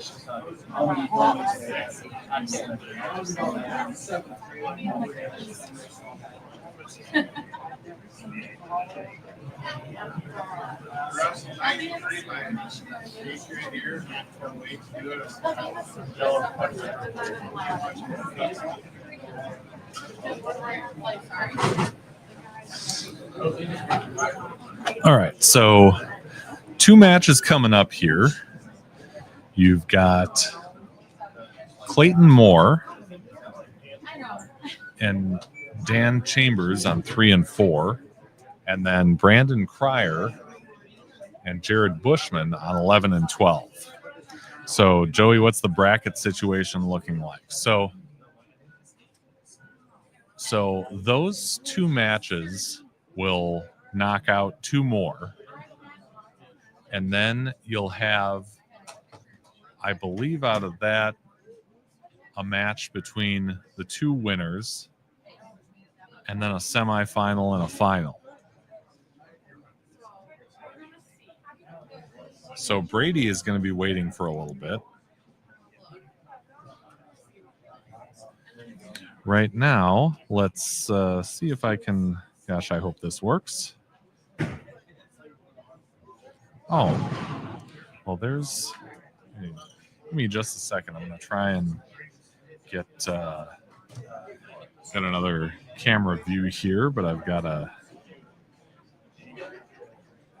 get the right link over to myself. Very complicated, right?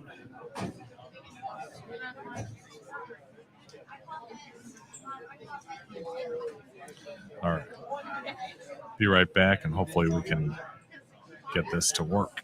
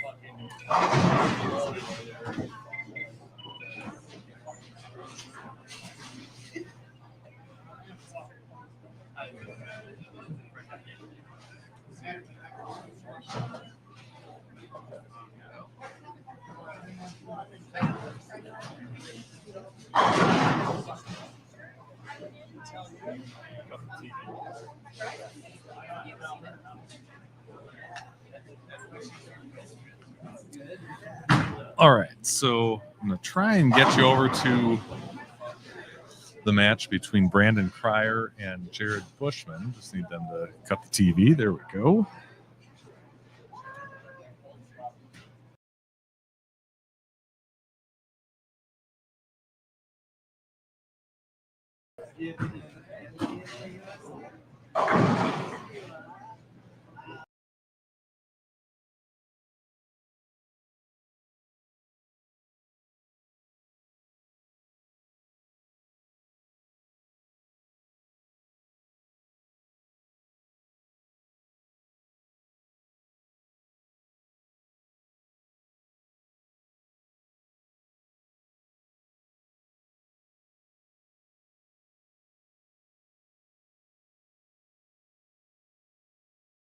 I can split screen it here. Well, that doesn't work so well.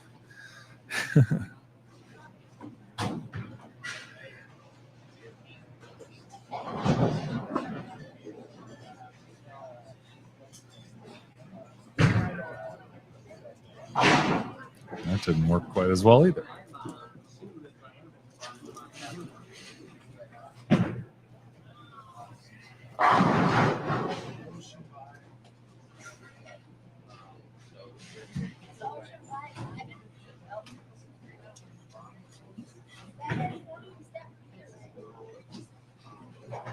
more.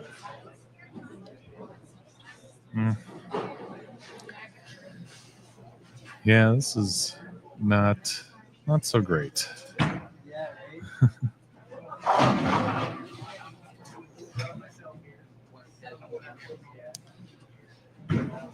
I think this is the closest I can get to seeing what's going on.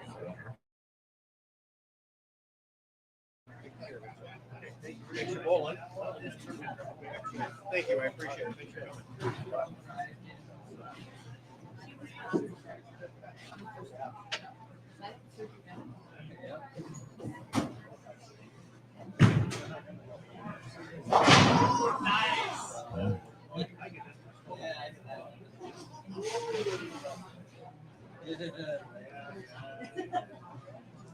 So now at least I think I can kind of see what's going on here.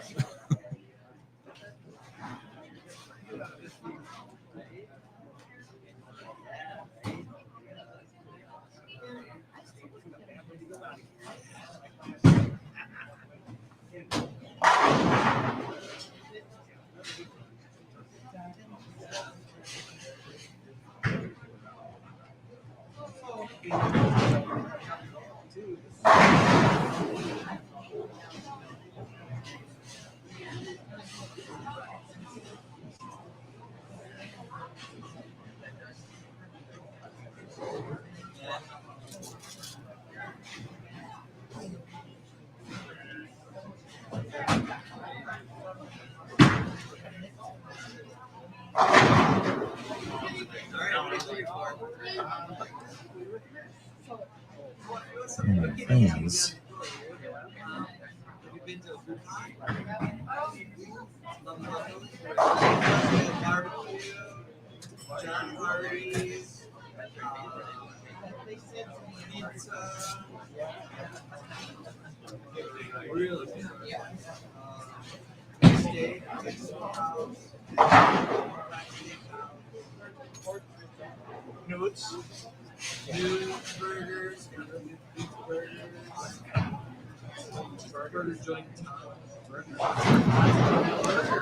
Yeah, this is tough when they're all spread out like that.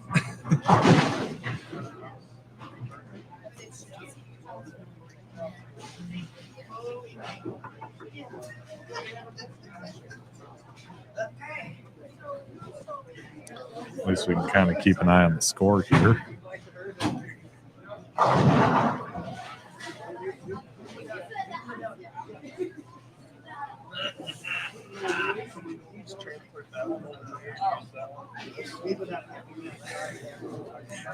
It's Murphy's Law, right?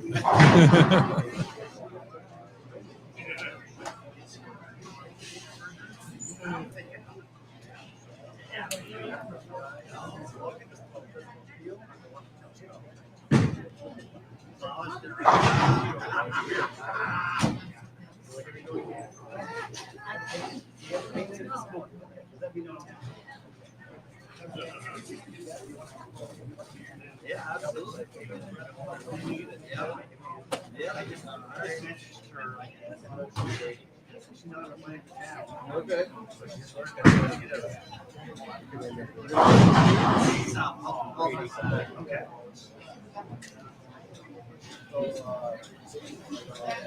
So Jared Bushman, who just left that 10 pin on lane 9, has 46 through 3, had a strike in the 4th, and now will be firing at that spare. It's a flat 10 for Clayton Moore, who has 73 through 4, while Chambers has 79 through 3 with a spare up in the 4th.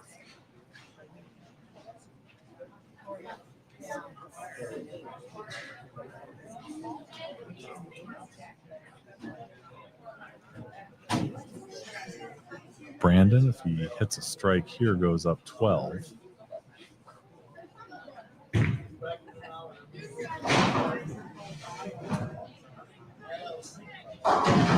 Oh. A little bit high, but didn't pay for it. and that's okay.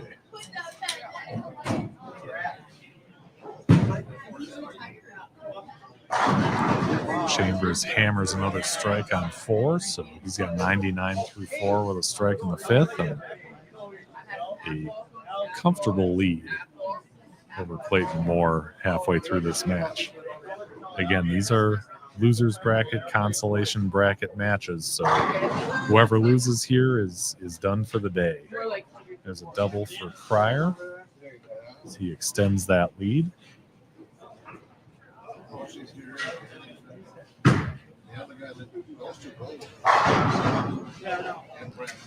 There's another strike for Chambers, doubling up.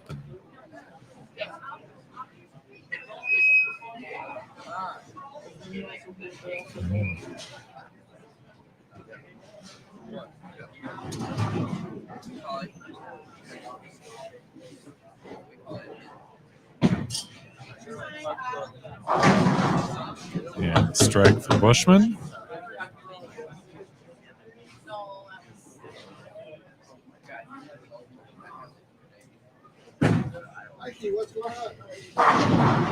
Still down 12, so he needs to keep striking and hope for some help.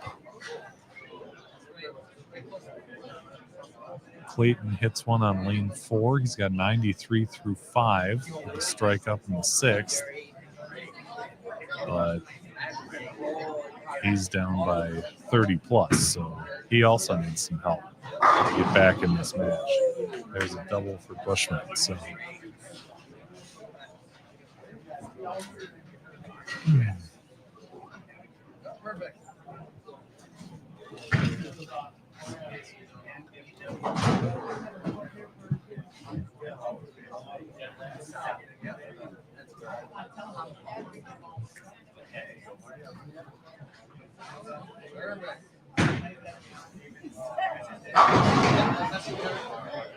ring 10 for Clayton there, and that's trouble at this point in the match.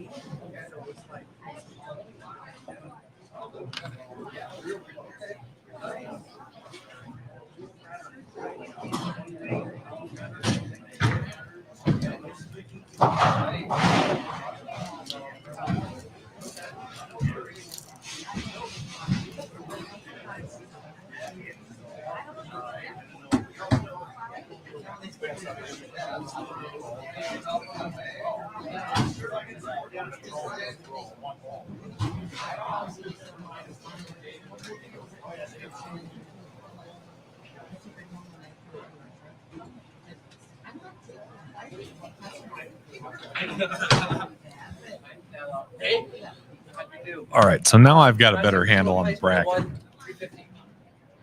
The winners of the 2 matches you're watching here, Dan Chambers versus Clayton Moore, the winner of that versus the winner of Brandon Cryer and Jared Bushman will bowl against each other.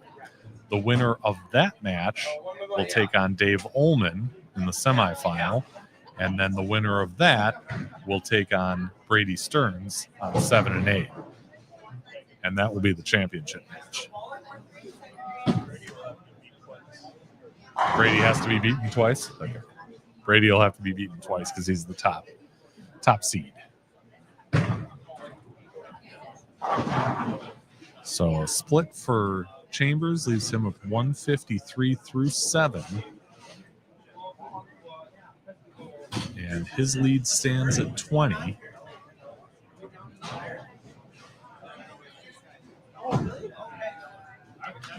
So still a chance for Clayton to get through this, but he's got to start striking and needs some help.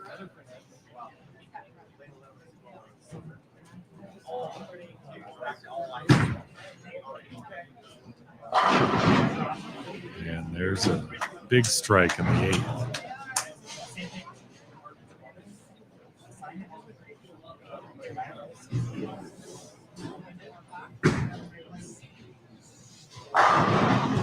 Jared Bushman connects in his 9th frame. He's got 155 through 8, striking the 9th.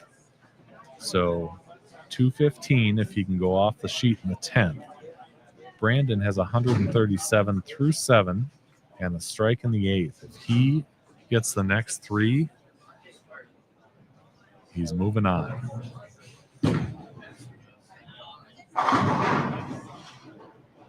Meanwhile, a 4-7 for Clayton on the other side. And there's the first strike for Cryer. If Clayton can pick this up, he's got 131 through 7. He can punch out for 211. But if Chambers goes spare, strike, spare, he'd have 213.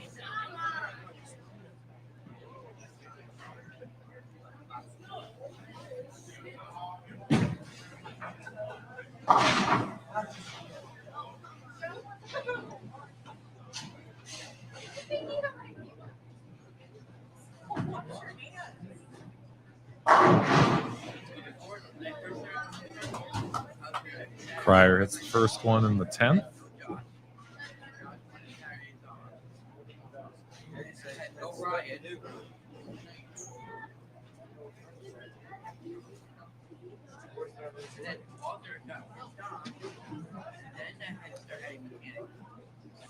Nine spare would work too.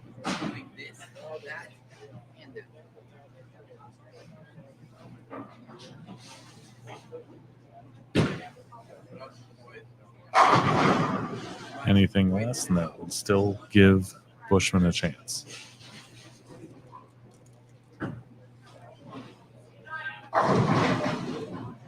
Wow, threw that head pin right in front of the 7.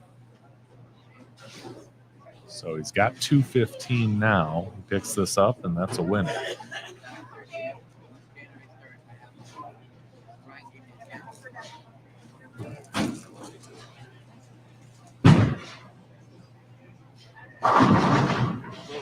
On the other side, Moore hit the strike in the 9th. Chambers just left a 4-pin. So there's still some breathing room as Cryer hammers the spare. He's moving on. He'll face the winner of the other match here.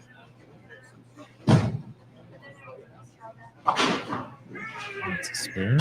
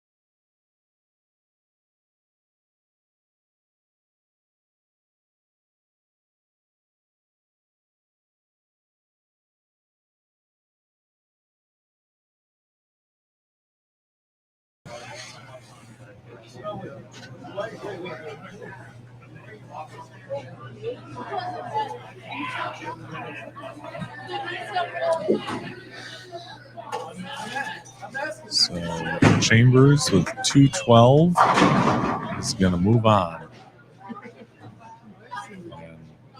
day is over for Clayton Moore, so it'll be Brandon Cryer against Dan Chambers.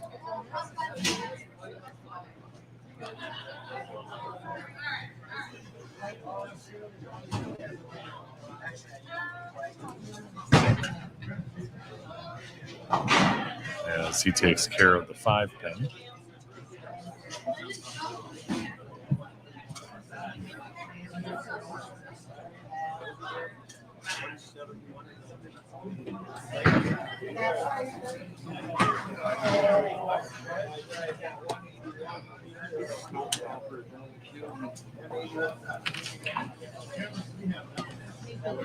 What do you do?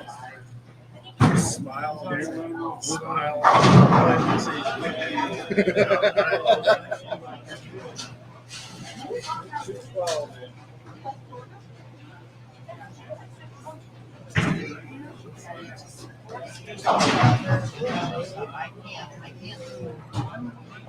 It's like 4 days.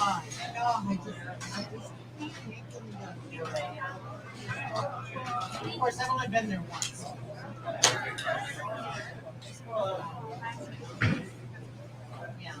It'll be on 5 and 6. Right. I feel like I haven't seen you in a long time. How are you, brother? Good. How'd you hit him today? About average. Yeah. I just got back into it this year. Yeah. All done with baseball? Yeah, I played for Sturville. Yeah, I've been playing for him for the past 5 years with Tyler Schmitz. No, his money. Luke only plays like once or twice a year. No, he's a designated base runner. And he's That's right. you can't even really call him. No, yeah. He'll pitch. Oh yeah. I haven't. It's weird though. It's my first year now full time baseball. Right. Right. But yeah, I started. I went to nationals. That was like one of the first times I went this year was nationals. And then I joined the Thursday Masters here. That's a hell of a time to start. Yeah, I know. It was pretty fun. I cashed recently. Good. Only in the bowlers' journals and doubles and singles. So the team I shot. Team is real. Team was really. Yeah, so I would like sub. Every time I would come home, I would sub for like 2-3 weeks. And then, All right. like when summer comes around. Now I think I have everything together. At least I hope so.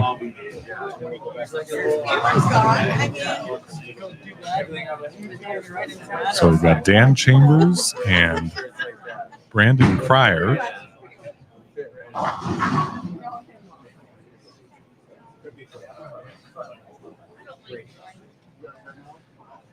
Grant Frame is cheering on Mr. Chambers,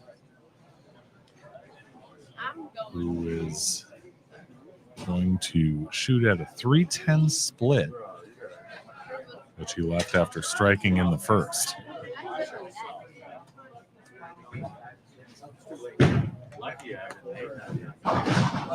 And covered it without a problem.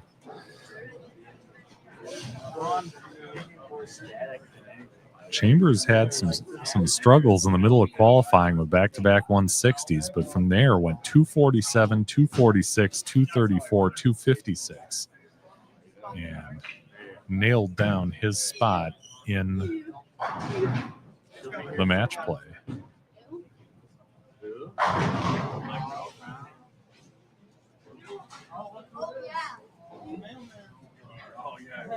You finally get to see your dad once a year. Mailman showed up. No. I mean, stop making all the world. You were born. Yeah, you have. Meanwhile, Cryer has taken one loss in this double elimination match play bracket, but in qualifying, he was arm's length away from everybody else in the field. So because that ball hit the gutter and bounced out. Once it hits the gutter, it's dead. So that's an open for Cryer. He's got 28 through 2 and will play from behind going into the third.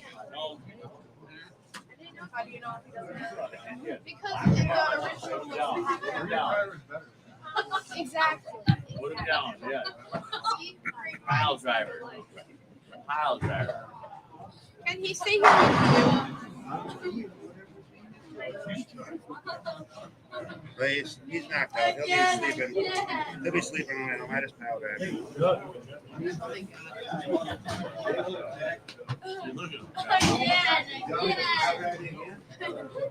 Okay, let me go, bud.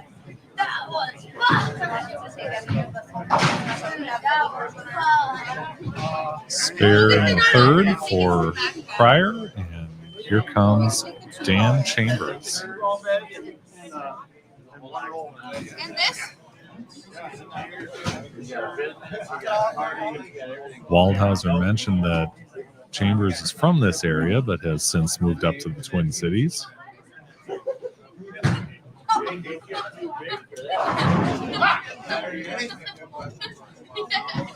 High hit, the 9 won't fall.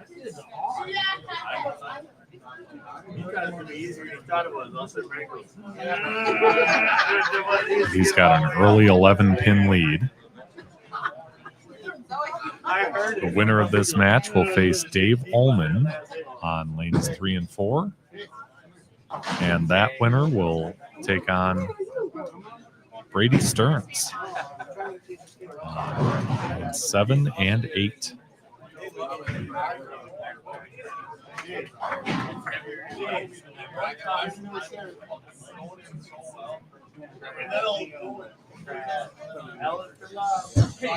I believe Tony said the winner's getting 1,800 today. All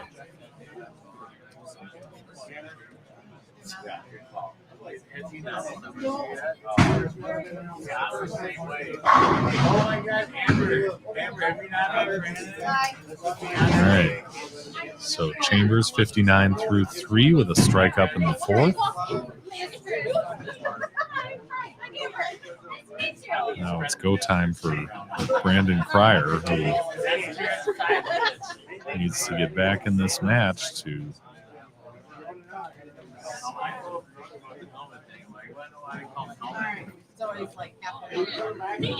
make a run here. High hit, takes down the 6. And down by 11, but has a strike up. So we'll be looking to double here on lane 5 and try to get himself back into this. I have 185 today. That's pretty cool.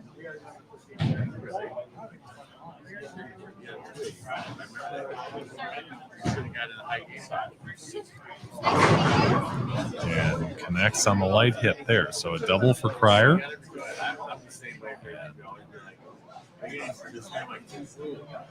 Certainly in the rear view as Chambers gets up looking for a double of his own. Oh, yeah. It's part of the bowling process, too. Like,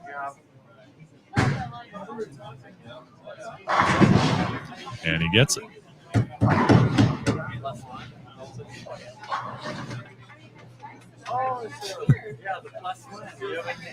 Carl says only thing worse than a lefty is a lucky lefty. Well, I don't know. I mean, it kind of has gone both ways during the course of his day. Yeah, he's caught some breaks all right, but there have been some tough breaks too that he's had along the way. That's where I'm oblivious to that, man.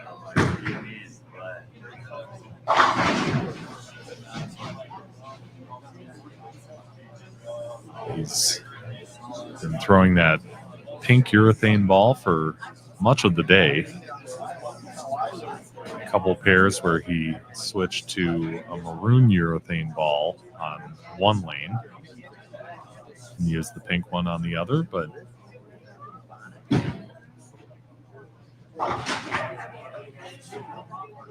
If you've seen Brandon bowl in other events, you know he loves playing out there on the gutter.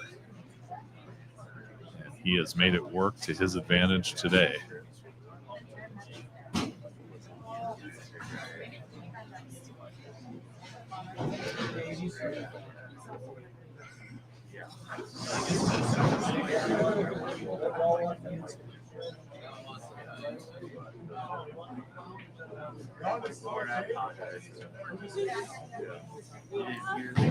Yeah, qualifying, he extended that lead to better than 100 pins and did not look back. As he slams home 10, that's 3 in a row. So now he takes a 10-pin lead. Tom Cleveland says a two-handed lefty.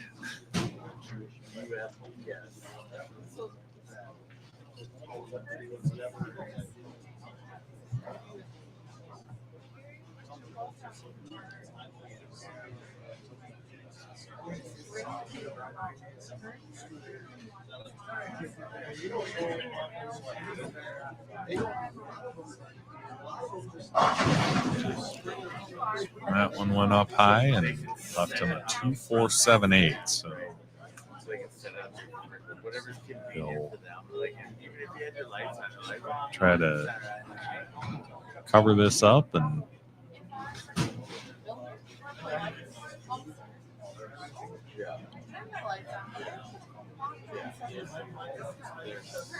have a pretty tight match here in the last 3 frames.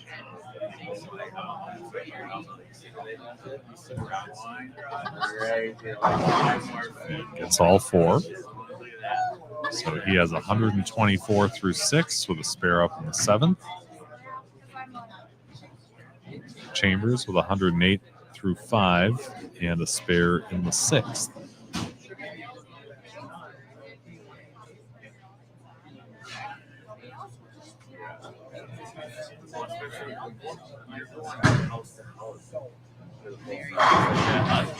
Buried that one as he moves back into the lead.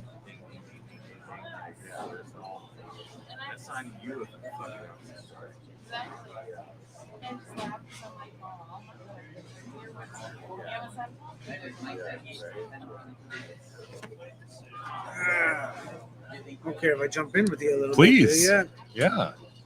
All right. Got Al Houston here. I made it. Been spectating all day. That's okay. That's the fun part, right? Yeah. How's your day going? Pretty good so Yeah? far. Okay. Yeah.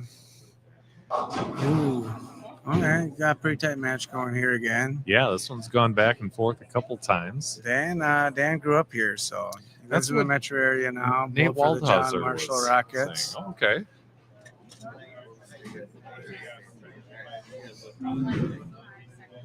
And obviously, Brandon he crushed the field today. I think he's the best lefty in the state myself. He after those first 4 games or so, Great shot maker. It was his. And other than one loss in the match play so far, he's been pretty good. Now, Chambers has 148 through 7 with a spare in the 8th. If Brandon can put together a couple strikes here, he'll really put the pressure on.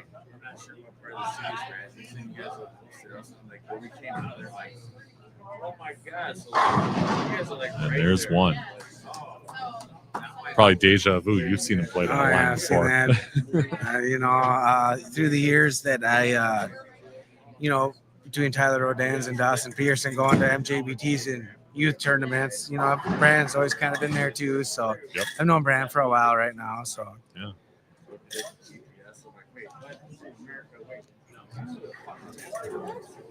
Just wondering if his head is hot. My head would be hot. In the hat, yeah. Yeah.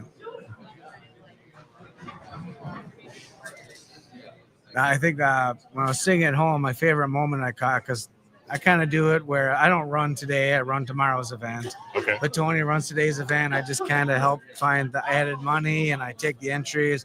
But the day of, Tony runs the whole thing. So I kind of come in for check-ins, and once check-ins goes over, it's my nap time. Planes in the air. Yep, come back. You know. But when I was at home watching the live stream, I caught the double birds from Carter Westcott. That was to Dawson something. Peterson. I talked to Carter about it, and he said he uses pointer fingers. Oh, but if you okay. watch it, you could barely tell. Right. That's what Because I I thought was it was a calling double him bird out on too. it. Yeah. I thought you were going to say it was the stuff with Stella. Oh, Stella, you know, he did show me his guns. He Yep. had a good day today, though. It's 2 He years did. in a row he's made the cut, and he did a little bit better than last year. He So was really last year was excited his about first that. cut he made. Yeah. And he went 0-2. So this year he did win a match. Okay. He had a close match with Brady, you know, just left the big four, and Brady had a clean 188. So Okay. props to Brady.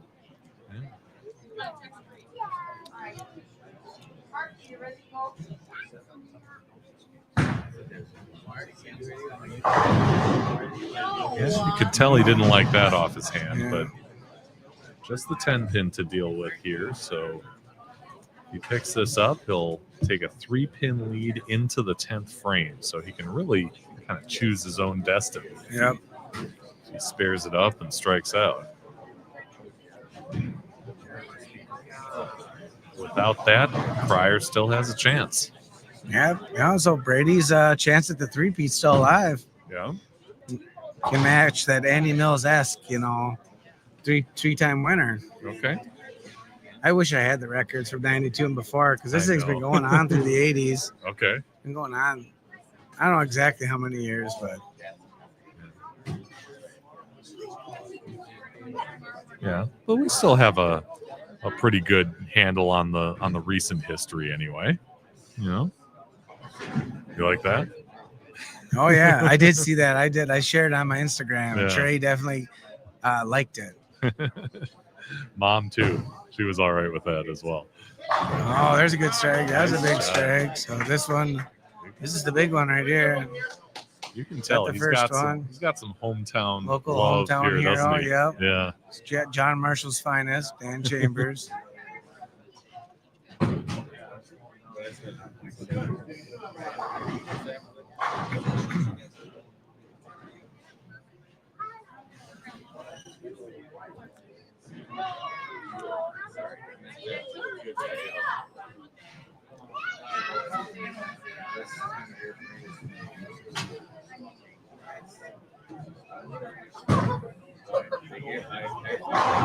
Oh, There you go, Danny. cured that one.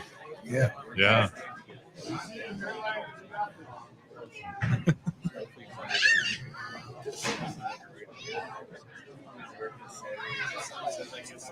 Well, as long as he keeps it on the lane, we'll have an all-receding hairline Yeah. semifinal. Yeah, okay, yep. Match my face. From when I came in today, that is. Right. Yeah, I was going to ask if you got a haircut or something. No, I did the same thing last year, you know. I cleaned up a little bit before I got to look good for my photo op. Right. Yeah. Yep.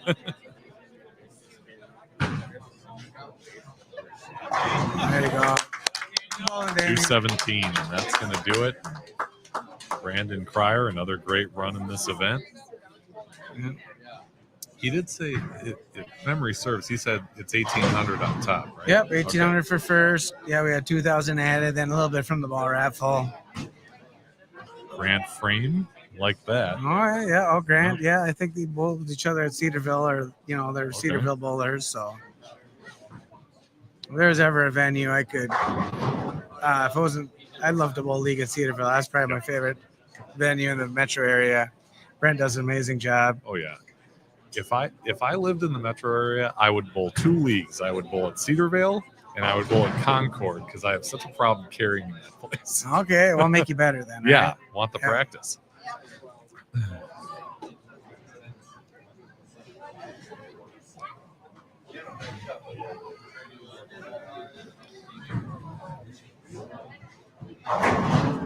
All right. Brandon still has points for the series, though, so a good showing still, Mhm. Yeah, he's got to be up there, and there will probably be a little little shifting on the leaderboard since Josh Kennedy wasn't in the in the cut, so Yep, correct. Yeah. probably got some new blood toward the top. All right, 217, 214. So hard fought victory for Dan Chambers. He'll go on to face Dave Ullman on 3 and 4. Now, my hope is Good going, that Brandon. I can. That's audio. What about that? How about that? Can you hear me? Can you hear me now? I'm hoping they can hear me. So this is the other camera right down there. Okay. Oh, I see. So- Then perfect. Yeah. Seasoned veteran Dave Ullman. Yeah.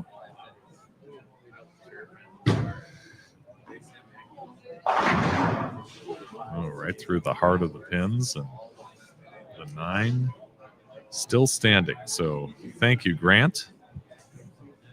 You can hear us. Now the only thing I have to pray for is that the phone battery holds out through the match, and then I think we'll be okay.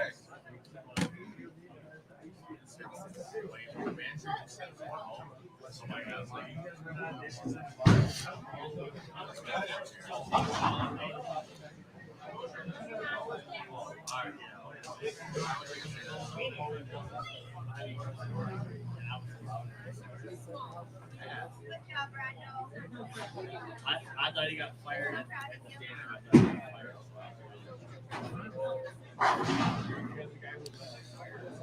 All right, so spare up for Ullman, and Chambers will get started here. And he'll put 10 back just like he finished the last match.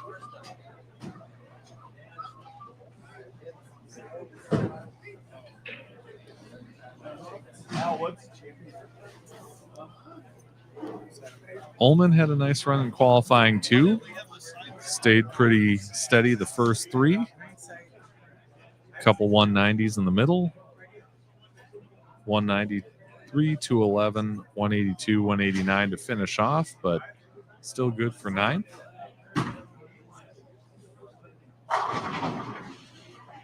And he's here doing battle with Chambers, who leaves a ringing 10 pin.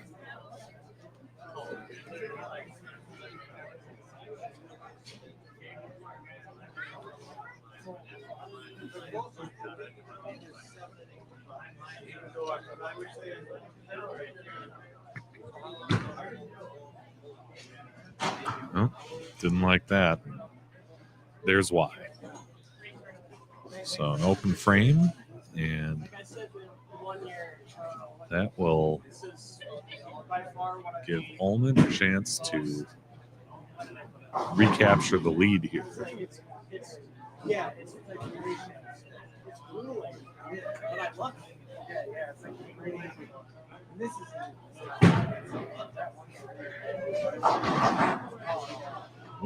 Pushed that one a little past the break point, but got the 2 to fall, so he'll just have a 10 pin to deal with here.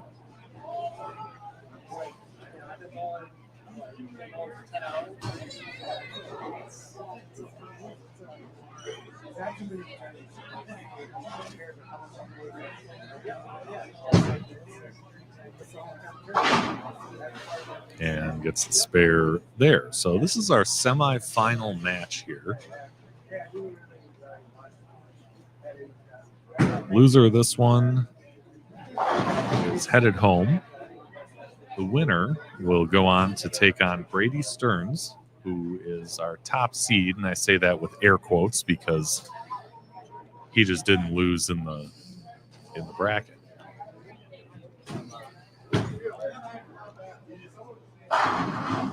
There's a nice shot from Ullman, and Brady will need to be beaten twice. Right? Yep. Okay. Dave Ullman's just one of those guys I look up to. He's a great guy. Yeah. Very nice. Very good player. And Nate was talking, and before I could even say the words, he says, yeah, he can play anywhere on the lane. Yeah, And he's it's very true. versatile, you know. I wouldn't call him a cranker, but he's very good at controlling his break point and getting the ball down the lane. And Yeah. I mean, you saw that year he lapped the Champions Pro Shop field. You know, he didn't win, but I mean, he lapped that field when they were tough. Yeah. You know, he's always kind of in the mix. You know, and When you're that accurate, yeah. you're usually somewhere in there. Yep. I could see him through the summer. Wow, I'm in Owatonna, Medford. He lives in Medford, and Medford is maybe 5 minutes from Owatonna. Oh, okay. But he bowls the summer sweepers and stuff like that, so I could see him throughout the year.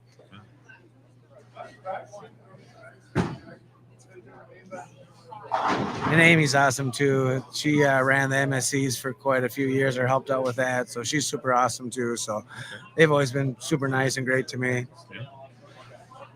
Let's see what we got here. Okay.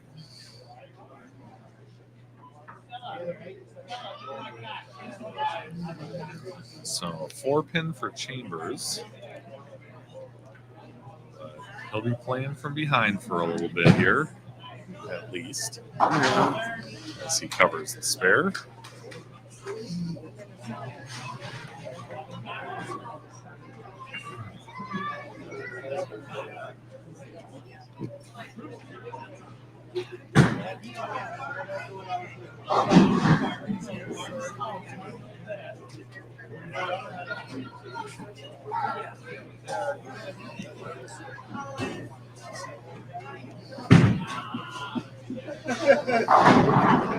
Yep, got the left side to shake out there. See you later. We're heading out. Travel safe, guys. Oh yeah, 4-hour drive. Let's go. You got it. I like this. Mark London says, Brady bowls smarter, not harder, very wise on how to use all the tools in his toolbox. Absolutely. Well said. And you can maybe hear and see the pin fall off to the right on lane 12. That's Brady getting loose, getting ready for our championship match.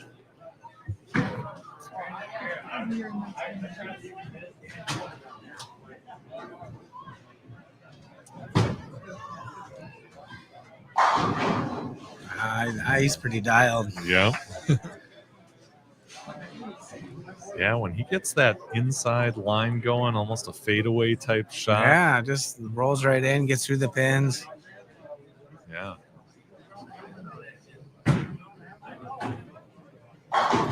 Yep, and Mark says he gets that from his dad, Bob Stearns.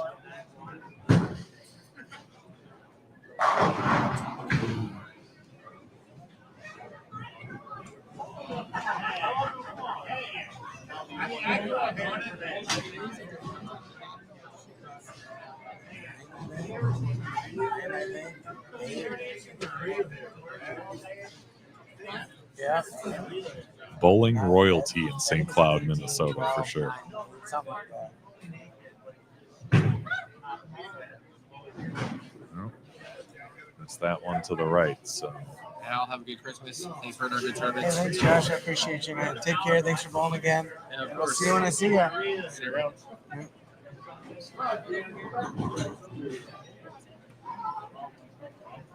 All right. Well, I don't think I need to tell you, but he needs to strike now. Yes, he does. Yeah.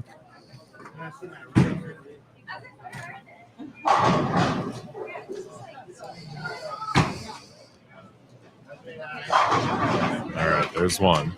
All right. Hey, anything can happen. A lot of frames left. That's right. Ullman working on 3-bagger.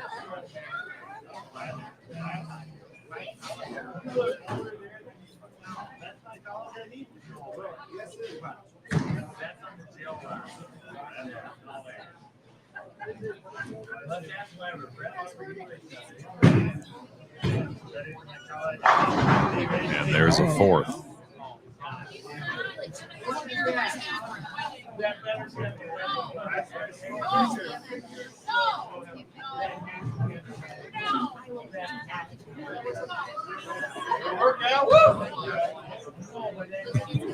I'll jump on. Just let me know.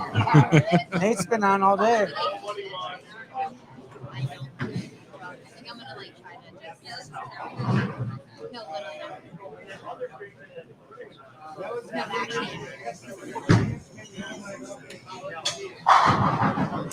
You were right about him being dialed. He's dialed, dude. He's got that feeling fallback shot and gets through the pins. And Colonial's not an easy place to carry, but a little firm, but gets it to the spot. Right. Me, I can't carry here. My ball speed's too slow. I get left. I can't create that shape. Yeah.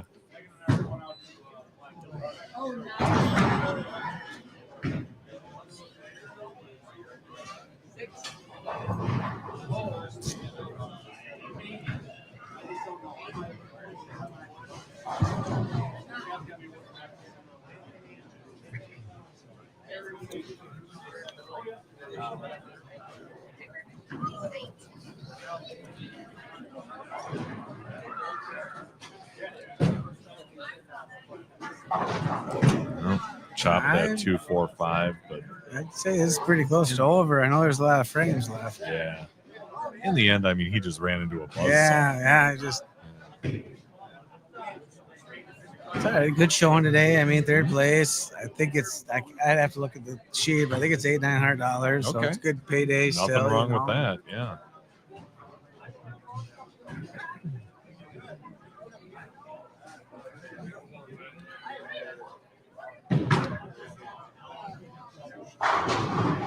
And to do it in your hometown is pretty special too, right? It's awesome. It's a tight match. It's going to be a good game. You guys all got to pay attention. Dynamite drop in. Is that what we're doing? Todd Hansen over here. Local area bowler from Rochester. Yeah. Some days better than others. Yep. He owns Compass Carts. Yes. Oh, This Yep. is good. This Yeah. is true. Thank you. Thank you for that plug in. Yeah. Let me know what I owe you. Yeah.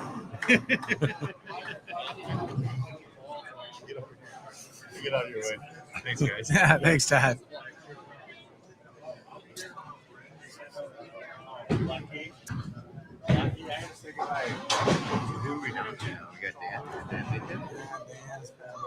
Dan's pretty much out this game. So it's going to be Dave Brady. He's got to beat Dave's going to beat Brady twice. He's got.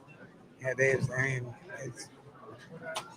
He's got a plan. Dave's running. Yeah.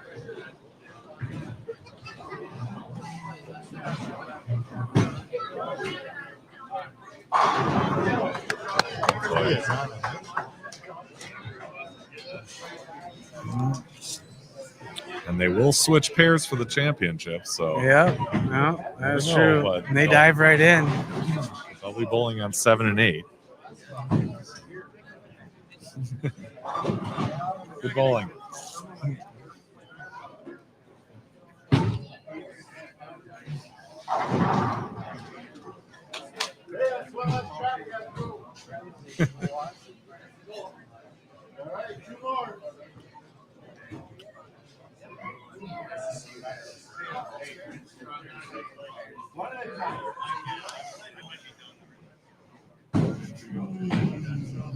So while Dave does his victory lap here, yeah, maybe you can give a quick shout out to all the sponsors that you've got on board to this event, because it's an impressive list. Well, our big sponsors for today is Rochester Plumbing and Heating Company. They're a title sponsor for this event, and then Larson Siding puts up the money for the series, so that they're $1,000 a piece, and then Champions Pro Shop.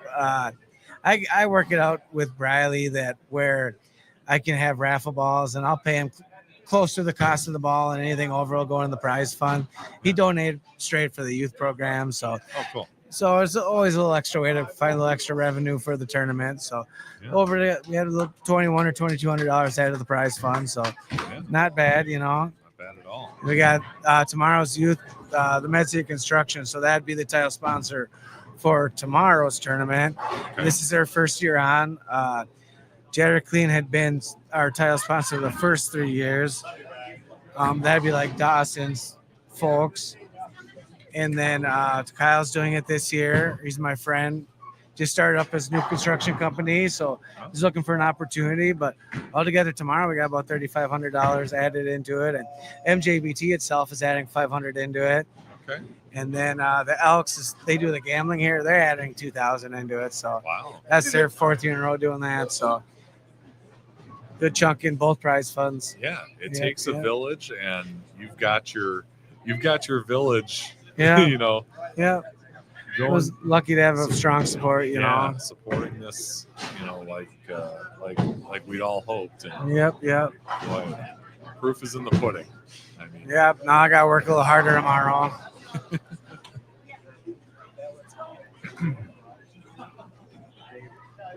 Yeah, I'm just lucky that Tony lets me come in and help him out, you know, and you know, basically, like I said, I find the sponsors and I handle the entries, but other than that, Tony runs the whole day. just So promote the thing. it's his and- tournament. He yeah. just lets me be part of it. So he's been doing it since '92. So you know, it's a big Rochester event, you know, and Sure. I work in Owatonna, but I still live in Rochester. Yeah. All right. Well, we're moving on to 7 and 8, and the championship So, match. Yeah, Dave would have to beat Brady twice. I'm gonna shake Dan's hand around the bathroom quick, and I'll be right back.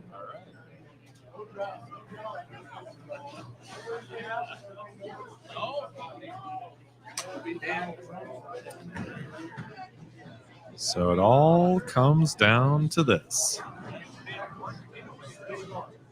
Brady Stearns, Dave Ullman. Championship match getting started in just a moment here.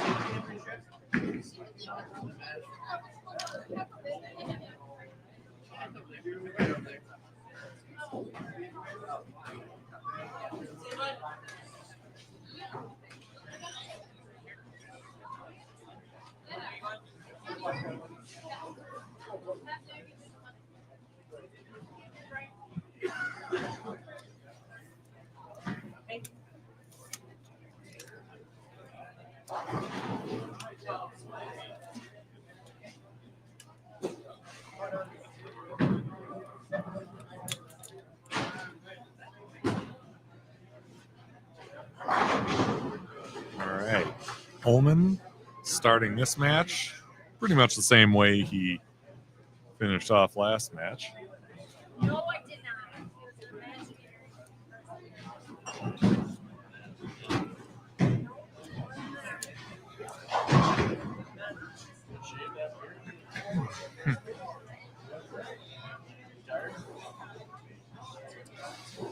And here's Brady Stearns. This is a championship match rematch from the Champions Pro Shop Open in 2023. The inaugural event pitted Dave Ullman against Brady Stearns, and Stearns came out the winner on that one.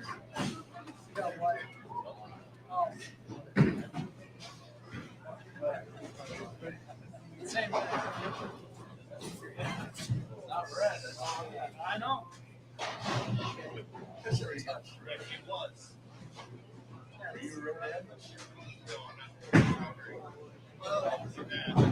Mine's gonna turn just like this.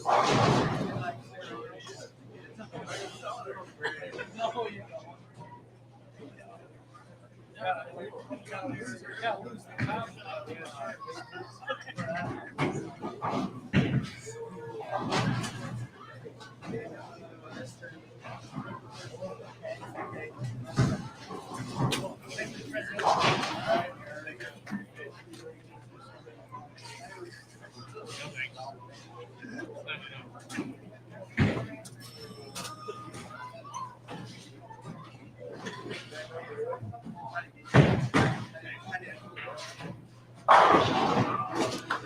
And a strike for Brady in frame number 2. Come on, Brian.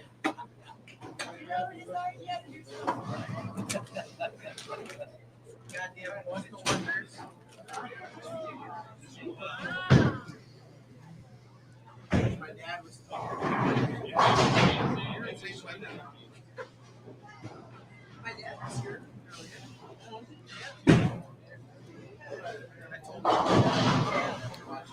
Up through the nose, leaving a 6-10. So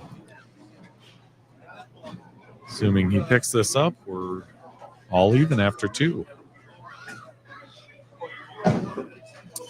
Tom asks, does Brady have to lose twice? Yes, he does, because it's double elimination, and he's the one player who hasn't lost yet.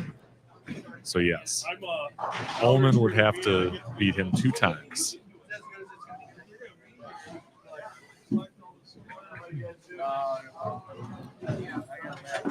No, I need you, Brad.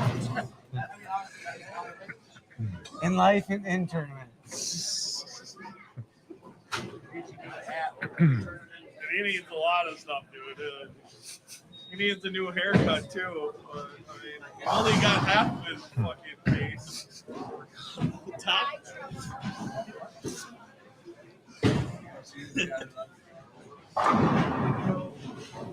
Little high, left a 4-pin.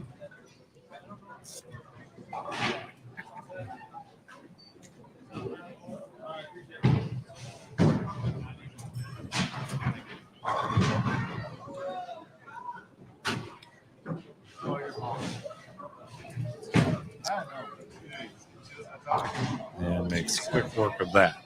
Yeah. So, as you mentioned, this is the 4th jewel in the quintuple crown. Yep. And the 5th one in February is a new event for you. Yep. Yeah, Ryan's going to have a flyer out here any day now. Okay. He's doing something kind of cool, though. And I didn't even push him into this, but the entry fee is still going to be $125. He's only taking $5 for lineage. So it'll be $120 for prize fund for that. But yeah, no, he's busy guy, you know. But yeah, we'll have that flyer out here pretty quick. It's February 1st. And yeah, five events this year. And yeah. So we'll see what I'm thinking Brandon will probably be leading after this one. Because what was it, Josh, I think was, and Josh missed the cut. So yeah. Pretty sure Brandon will be leading now, but Stella might have moved up a little bit. Nick usually gets that out to me pretty fast. So Nick's the number cruncher guy. Okay. He'll drop prize funds for me fast, or he'll drop, you know. He does all the point stuff, so he's good with numbers. Or Nick Heilman. Oh, sure. Yep. Kind of miss those guys there this year, though. Yeah. Usually Hilly and Millie are here. I know Hilly's got his new dog daycare place. Sounds like that's doing pretty well. So that's an exciting adventure for him. Yeah. Okay.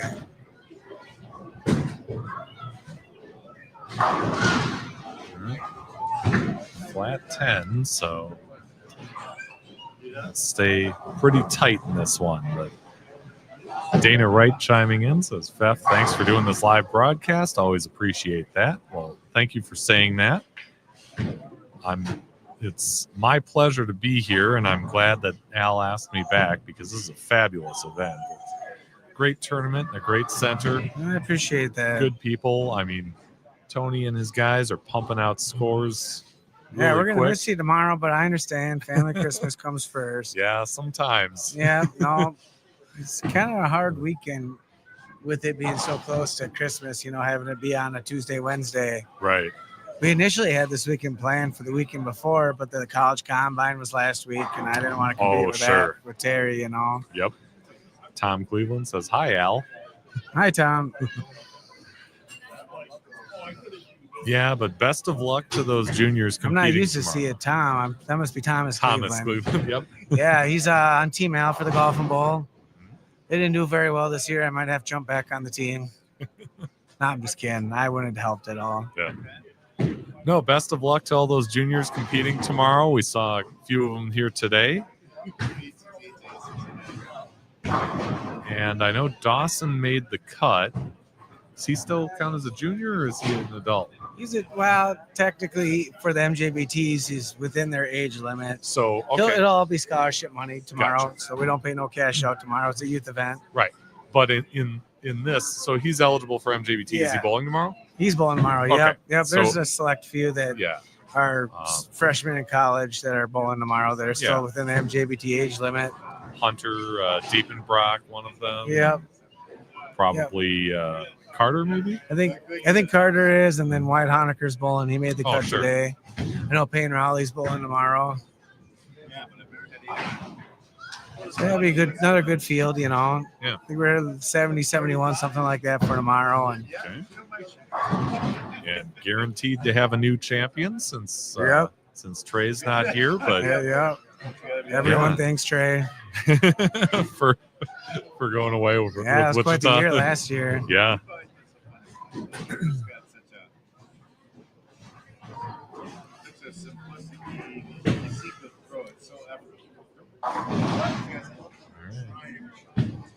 That's another thing, he's had a few go high and hasn't really, paid with splits on them. He's ended up with makeable stuff when he misses. So.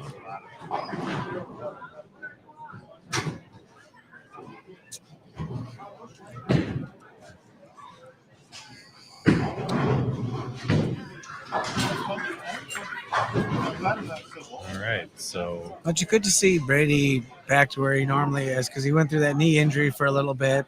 He had to withdraw the Champions Pro Shop Open. I don't know if you remember that. I do remember that. So, yeah. Yep. I think he had like one or two. Yep. So it looks like he's back to normal. So it's good seeing that, Yeah.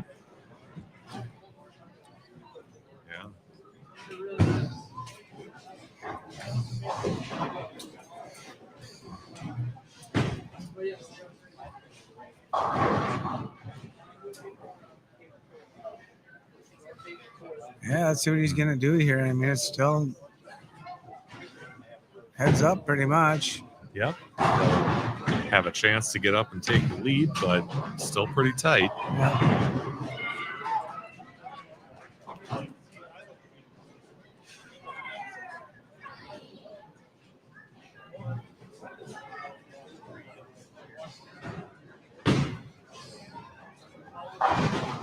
It's good seeing Jerry Holdorf here. I like Jerry. Yeah. You're an Eau Claire guy. I figured I'd bring him up because obviously you're an Eau Claire guy. He came right up to me. Yeah. So we had a nice chat. Of course, he starts out, how come you're not bowling?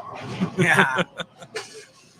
Well, if I had to guess, he's probably the oldest person in the field, if I had to guess. Probably. Yeah. Not sure how old he is, but I think in the MSCs, he counts as a really old guy. Okay.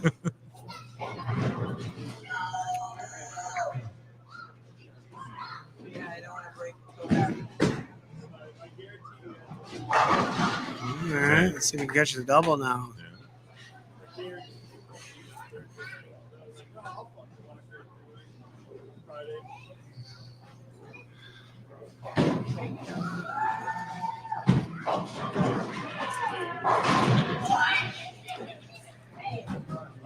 This past week on the show, I had Nate Purchase on, and he was talking about his great season on the regional tour last year and how he had to, fight like hell to fend off Brady Stearns. Oh, yeah. In the points. And he had a lot of nice things to say about Brady and a lot of respect. Meet much nicer people than Brady, just intellectual, nice, just.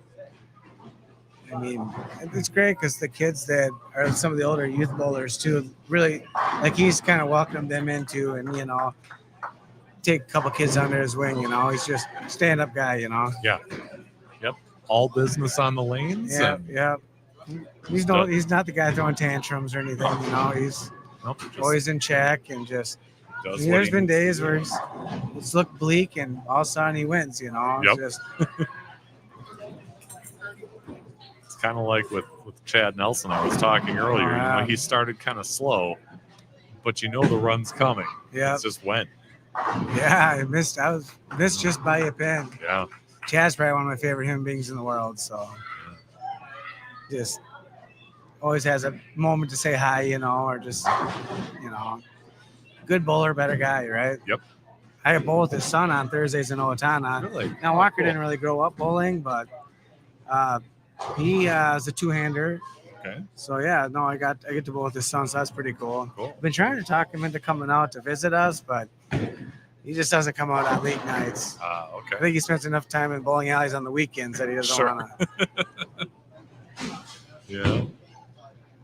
Let's see what we got here. Okay. All right. It's not backing down. Yeah. So Ullman with that strike, 95 through 5 with that double. And Brady getting up in the 7th with a double of his own. Yep. Can turn the screws a little tighter with a third Yeah, strike. you got a match going here. Always brings me back to that last year's championship Pro Shop Open, not this year, but the year before when it was these two in the match when Dave waxed the field and then Brady beat him in the end. Maybe it's Dave's turn, you know? Yeah, never know. Ooh. You know, for a lot of the day, it seemed like that flat 10 was really the only thing that got in his way. Yeah. I talked to a lot of people that said they shot a lot of spares. Yeah. Specifically 10 pin, 7 pin, stuff like that, you know? Yeah. But that's good because you want to have in a highly competitive environment. I felt bad on game 7. I was talking to Eric Egan a little bit. He was kind of around the cut line, and I was trying to talk him up. And he definitely needs to strike out and have a good last game. So I was trying to talk him up, and I told him I seen him do this before. He went up there and threw a pocket 7-9. I walked away. I was like, I guess I'm bad karma. What do you do? Yeah. Yeah.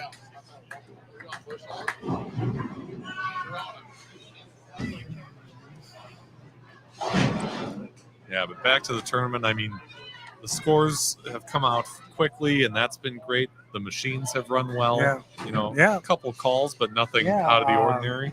Yeah, Mike Upham was on the machines today. I think he's probably one of the fastest mechanics I know, you know, just when it comes to getting stuff back up running.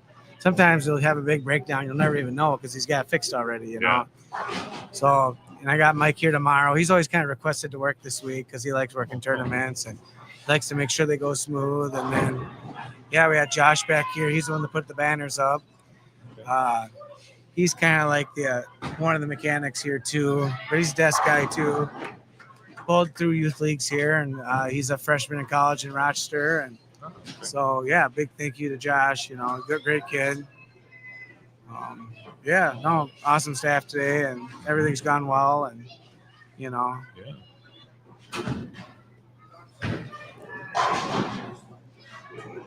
And I got to think that this is one of the only centers, at least that I've ever been to, that has wood grain masking units. Yeah, custom made. Yeah. That's kind of a neat touch that makes it different than the rest. Yeah, custom made. Yeah, when I was here, I was here when they, or I was the GM here when they went through the remodel. Yeah, they really made the place look nice. And they're custom made masking units, so they're not something you can purchase from Brunswick or anything. Yeah.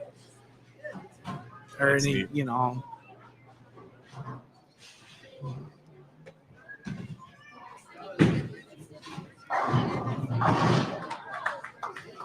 right. So 143 through 7 for Dave with a spare up. So Brady's got the lead. He's got 148 through 7 with that strike.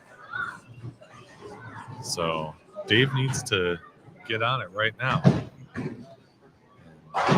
Put some pressure back on him.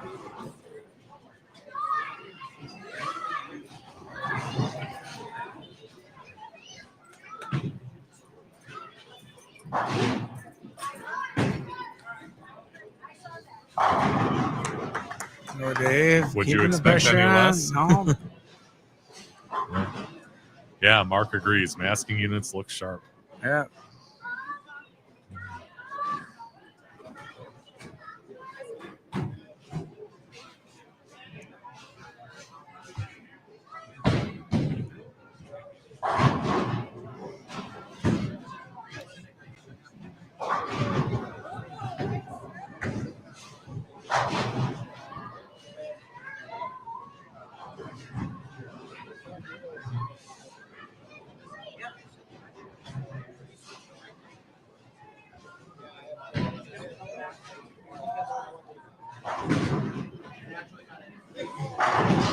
Boom.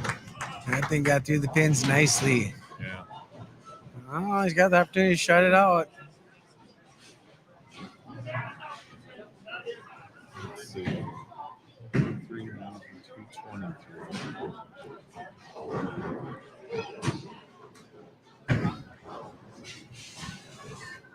Oh, Dave's got the max score of 223. Brady can shoot 238. Yeah. First two for sure, I think, Yeah, right? he needs to double. Yeah. Not known for my math skills, so. Neither am I. Yeah. But between the two of us, Yeah, maybe we get can be there. still probably below average. Yeah.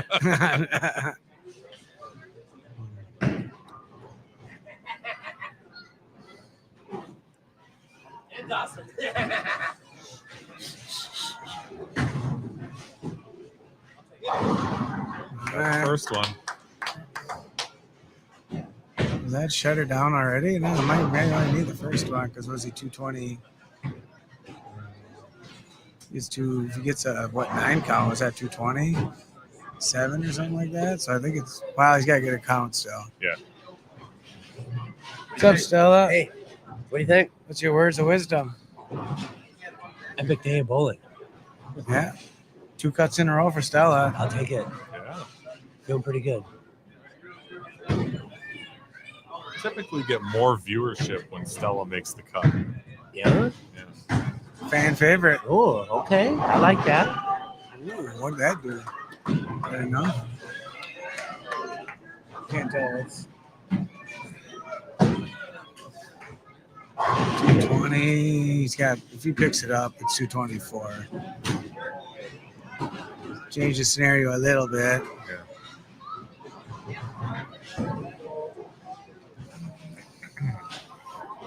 Yeah, Dave set his ball down because he knows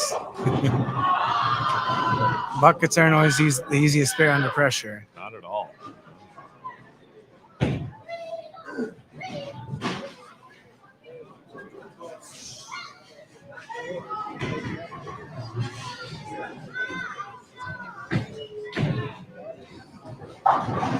Just like that, shut her down.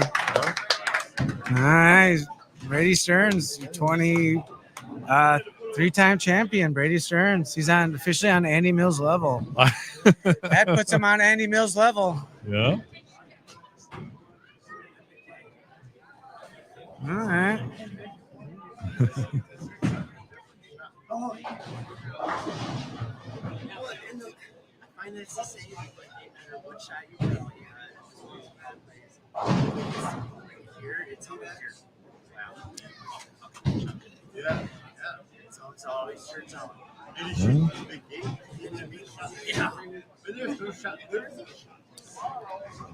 So Brady Stearns, your holiday match games champion. Clutch conversion of the 2-4-5-8 bucket. And he takes the title. Nice run from Dave Ullman. He'll finish above 200 with count.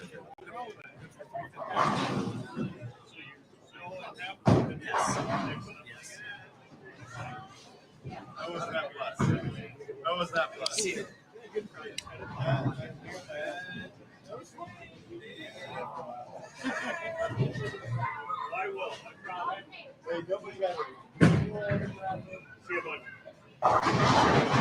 And 201. So 224 to 201. Brady Stearns walks away with the third holiday match games title of his incredible career.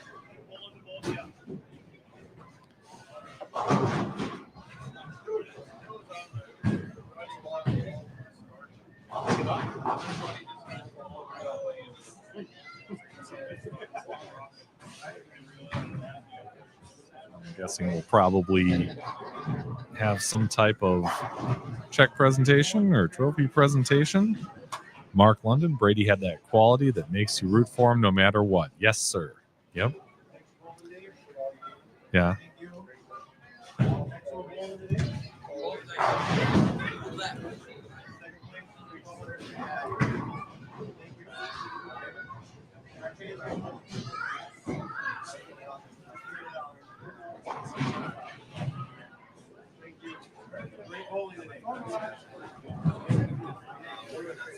And a little presentation off to the side. He'll take a picture, and hopefully we can get our champion over here to say a few words afterwards.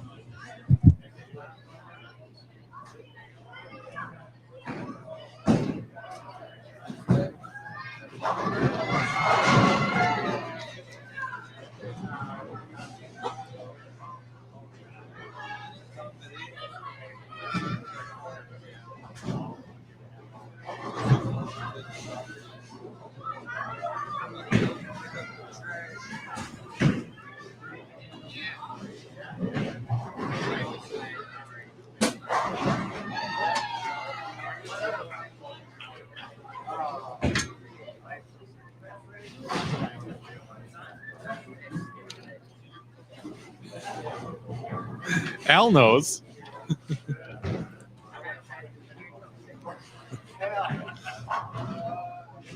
See, he learns fast. I know everybody's trying to get out of here. It's been a long day. Oh, yeah, for sure. No, back on top. Congratulations. Thank you.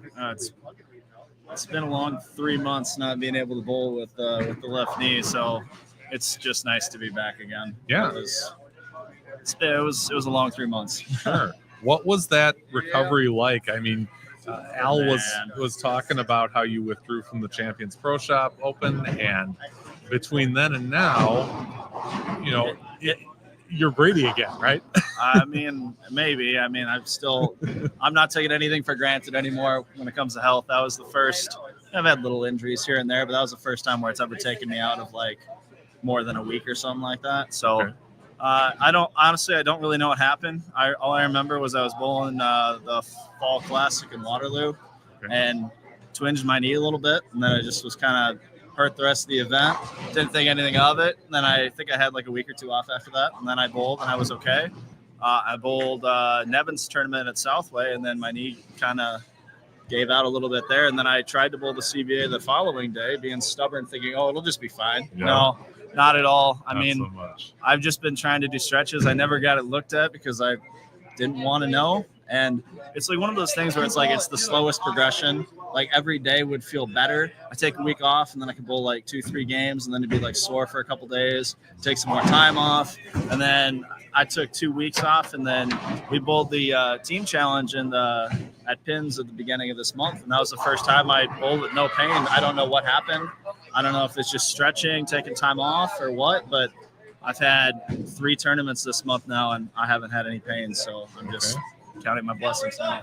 That's great. Yeah. So take us through the day. I mean, qualifying, you know, you had some kind of ups and downs, but ultimately came in pretty much middle of the pack.